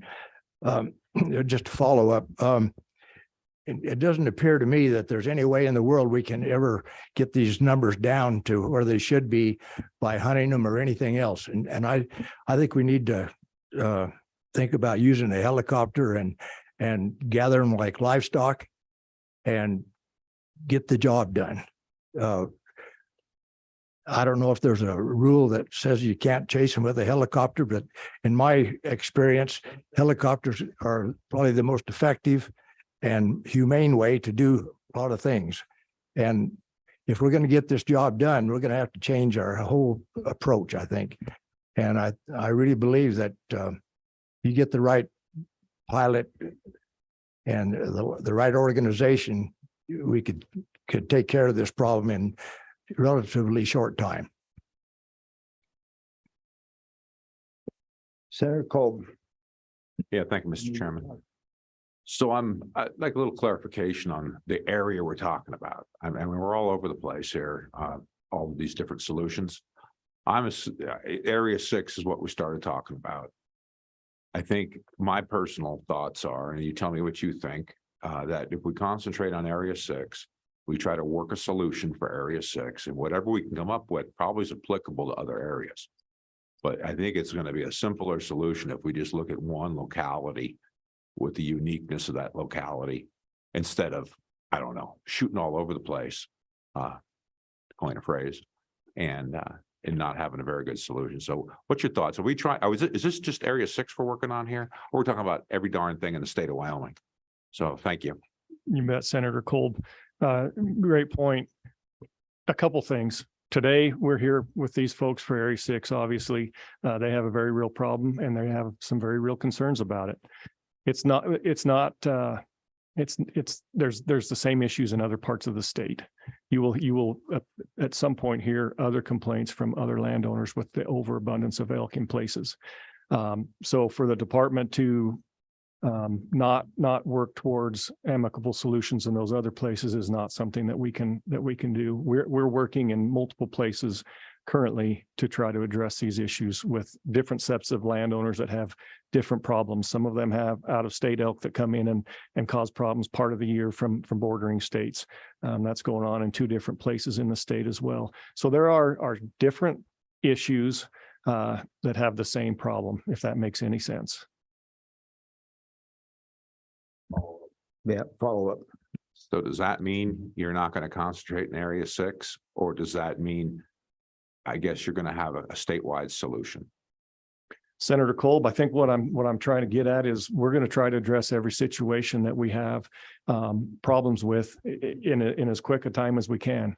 I'm not going to take resources away from these folks in Hunt Area 6 to address something in another part.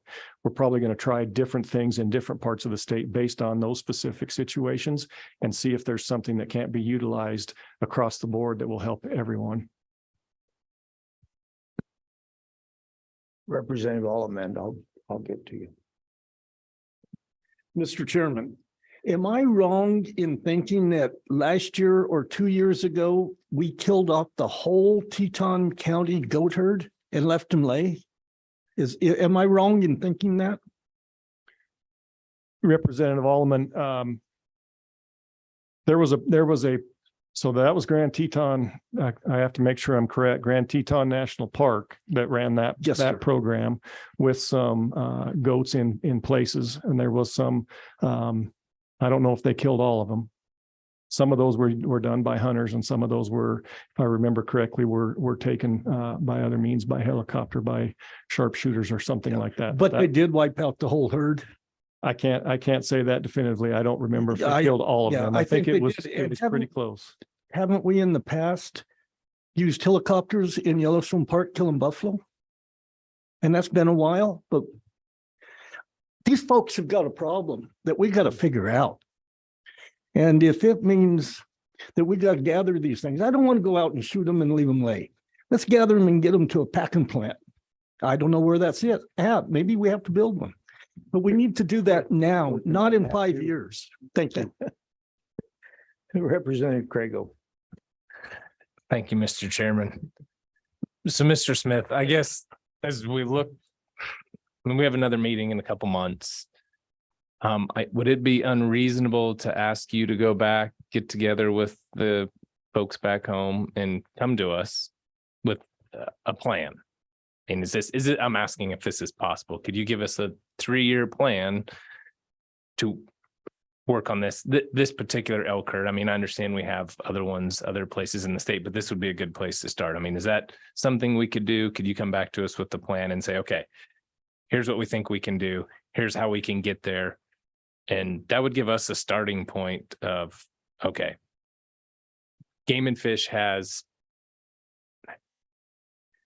a plan to going forward. When we might have to do something else in the interim. I get that. I understand that. And we have a suggestion in front of us, but that doesn't solve the problem. And so I think what we're all up here talking about is how are we going to solve this problem for Hunt Area 6 going forward? Would that be a reasonable request of you and the department? Mr. Chairman, Representative Craigo, you can guarantee that I will take this information back and have that discussion with our administration. And we would be happy to come back and answer any questions or provide any inroads that we may have make in the interim prior to your next meeting. I can certainly guarantee that. I'm not sure that I can tell you that we will have a plan that will be the plan that will work, but we can certainly come back with additional information in those discussions for your next meeting. Senator French. Yeah, with the risk of, I've got almost a 7-hour drive home, so maybe around midnight I'll get home.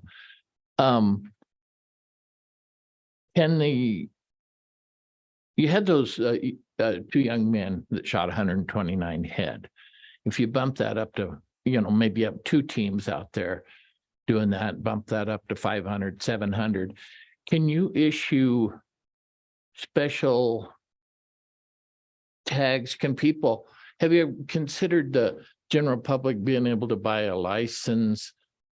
Maybe it's $100 more.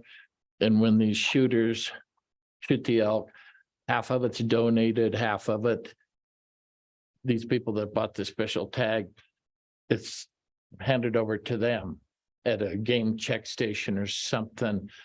Because a lot of people just want to eat some elk meat. A lot of people want to go out there and hunt them. But a lot of people I know will just, hey, they'll have ate elk for 50 years. They just want to eat some elk. And if somebody, it costs them extra couple $100 for that tag, and they're at the check station, and these marksmen, or whoever delivers it, there you go. That might be able to increase the kill to start lowering these numbers out there in this specific area. Senator French, to answer your question, a couple things. This kind of take permit that we utilized this last season, we're doing that in the winter months, outside of the normal hunting season. One of the things that we want to avoid is sending folks out there on this mission and interrupting someone like Mr. Kyle, who has a paying hunter there, and ruining that hunt. So this work has been done in basically February and March, outside the regular time frame when there might be a check station available. To answer your question about donation, we have the ability to donate without someone paying a fee for that. The logistics of it is what becomes difficult if we're killing elk in Iron Mountain and someone in Northwest Wyoming wants some elk meat. Trying to get that moved around and done in a reasonable and fair manner presents some difficulties, but we can donate elk meat to individuals without an additional fee or license. This real quick.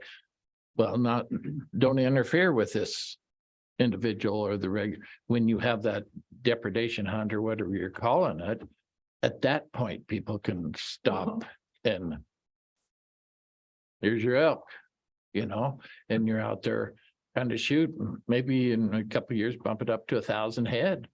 Have 4 or 5 teams, or whatever the demand for that would be. I think you might be surprised how many people would say, "Oh, hey, great," I only have the weekend, and more likely I'm not going to be able to get something shot. I'll wait until after these.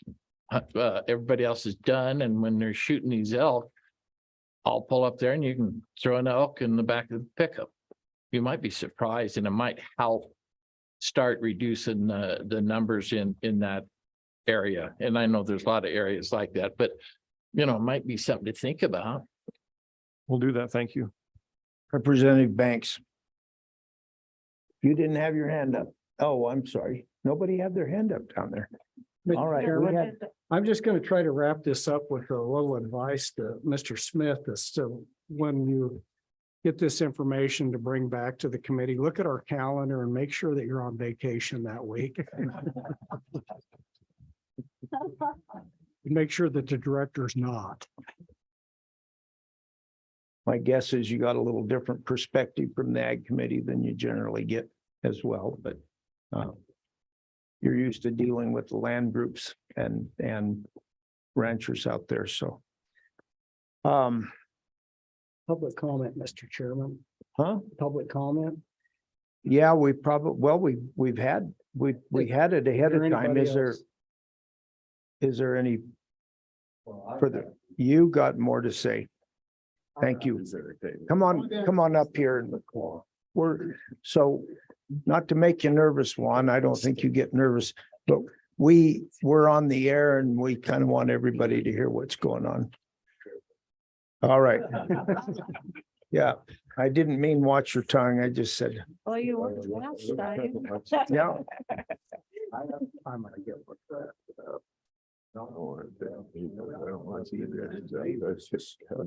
Get to that somehow.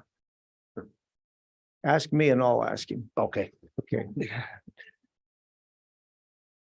2 years ago, we didn't know where we were with this elk herd. They say they've been trying to work with the public. We've heard this for years. The late Kurt Buchholz and I were in front of the Game and Fish Commission and asked for the very same things that we're asking for here. Control the elk. Control the elk by giving landowners more tax or some tax. You're right. It's not going to fix the problem now. It maybe could have 20 years ago. It's way out of hand now. What Mr. Smith didn't tell you is the reason no other state wants the elk is because of CWD and brucellosis. So they leave it to us ranchers to put up with. That's really one of the reasons we cannot get rid of the elk. Mr. Hicks.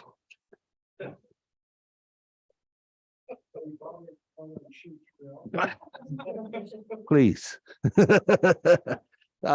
So that, I mean, we're getting back to the same rhetoric that we've been hearing for 20 years from the Game and Fish Department. Come back with a plan on how to get rid of the excess elk. That's all we're asking for. And if you have to use your chapter 34 or 56 or whatever it is, use it. I'm ashamed that the federal government is handling the wild horse deal a hell of a lot better than we're handling our elk problem. They're rounding them up and getting them away from here. Now we have to sit here and listen to this rhetoric. Thank you very much. Yeah. I think we may be able to deal with the elk better than we can the horses. Both seem to breed like rats, but somehow we should be able to manage. Thank you. Thank you. Question for Mr. Reyes. Turn on your mic. Yes, Mr. Hicks. Given your Senator last Hicks. statement, would you trade an elk for a wild horse? Maybe we Well, could- yeah, maybe as long as I don't have regulations coming down from the Game and Fish and I can do whatever the H I want with that horse, yes, I'll take that horse. It's an issue where we both have some discipline. Yeah. Competency of managing wild horses. Thank you very much. All right. That's all. Thank you. Thank you, people, for coming and sharing with us. I think sometimes, we need to know there's an iceberg there before we even touch the tip of it. And that's probably all we did today. But it's something that hopefully we can work on. I'm just not sure how. We probably, would the committee be interested in looking at some legislation possibilities for the next meeting? Yeah, sure. All right. All those in favor say aye. Aye. All right, Mr. Chairman, yep, go ahead. you didn't ask for those. Okay, those opposed? Well, I Yes or no? Onset, but I'm no, because I don't know what we're voting for legislation. I don't for. either. We got more options here than we've had. We've got more options here than these people have had for 30 years anyway. Go ahead. Mr. Chairman, just to make this more formal, I would request a bill draft and make a motion that we request a bill draft in line with the language presented by the Stock Growers Association for our next meeting, at least for our review. Okay, you like formal. All right. I guess I do too. All those in favor say aye. Those opposed? No. Okay, So, Mr. Chairman, yes. Conversation, so through the Wildlife Task Force, there was a number of alternatives that were explored as far as providing compensation through the form of landowner licenses. As the overall task force rejected those. I would like to draft up that because it's not just an Area 6 issue. It addresses the statewide issue. And if for no other reason, I think this might be the appropriate committee that we elevate this discussion to the entire legislature through that. So if it was with the support of the committee, I would be inclined to have that as a bill draft, particularly looking at some of these landowner license issues as a form of compensation and management tool that were recommended by the subcommittee on the task force, but weren't adopted as a recommendation by the entire wildlife task force for this committee to look through and get that out there for public comment. Do we have we got a second? Any discussion on that? All those in favor say aye. Aye. Opposed? Okay, we will do that as well. Yes, Anna. Mr. Chairman, I need a little bit of clarification on what you want me to draft or how I get it Okay. from you. We'll have two of them. And one of them is a recommendation from the stock growers. And I think probably the two chairmen will work with you a bit on it. And then the other will be a draft proposal that was put together by the Wildlife Task Force. I don't know how long ago that was. It was the subcommittee recommendations on that, and I'll work with you. Okay. And pull some of that stuff back up and try to get it to you so we can get drafted up. Okay, Mr. Chairman, Senator Hicks, thank you. Okay, Mr. Chairman, yes. we've heard that the TRW committee is taking this up next week. Was that what you said, Mr. Smith, or as well? And so I'd like to make sure we're coordinating with them. I guess maybe you and I should visit with Chairman Schuler, and who's chairing on your side? Be Sandy Newsom. Okay, because I would hate for us to duplicate our efforts or butt heads, so I'd like them to know what we're thinking. Would you want to be communicating with them, or how do you want to do that? I can. My guess is neither of us are going to have time to go to that, but I'm guessing they're going to more than likely take a different direction on it than we would. And I don't want to butt heads with them either, but this thing's out of hand and I don't know how else to deal with it. Well, Mr. Chairman, if we could speak to them before their meeting, maybe Okay. we could have them follow our lead. Okay. I will contact Chairman of TRW for the House, which is Representative Newsom, and you talk to Senator Schuler. Okay. We'll do that.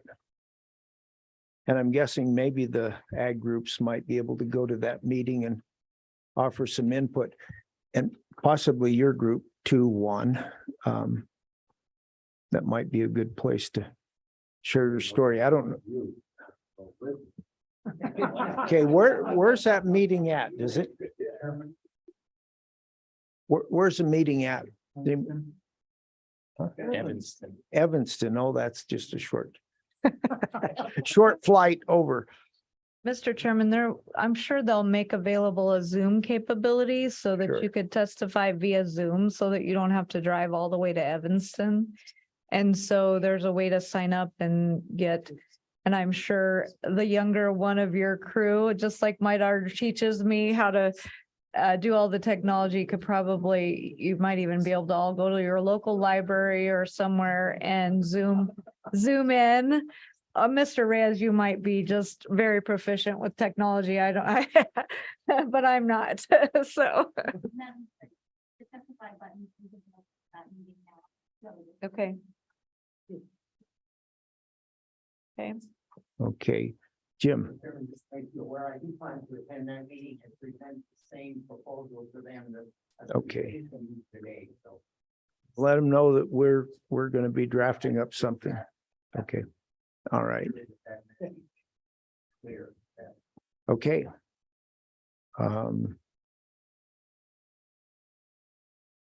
I think if there's any other business, Chairman will probably manage it with our LSO.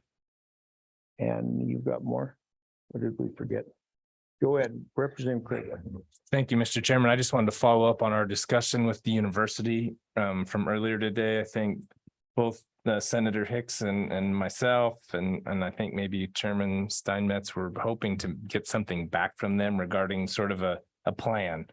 I mean, we talked about funding and what their vision is going forward. I would like to make a motion that the chairman send a letter to the University College of Ag asking for that plan at our be presented to us at our next meeting. Second.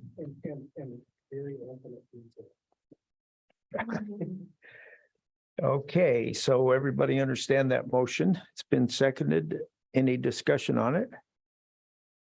LSO kind of has down what we're wanting. Okay, all those in favor say aye. Aye. Opposed? Thank you. Any other business? If we think of any more, we'll. Okay. Well, and we thought we'd have trouble finding some kind of legislation. We thought this would just be mostly a training time for our committee, but yeah, we don't have any trouble at all looking for laws to pass, that's for sure. This meeting, thank you, everybody. This meeting's adjourned. Good job.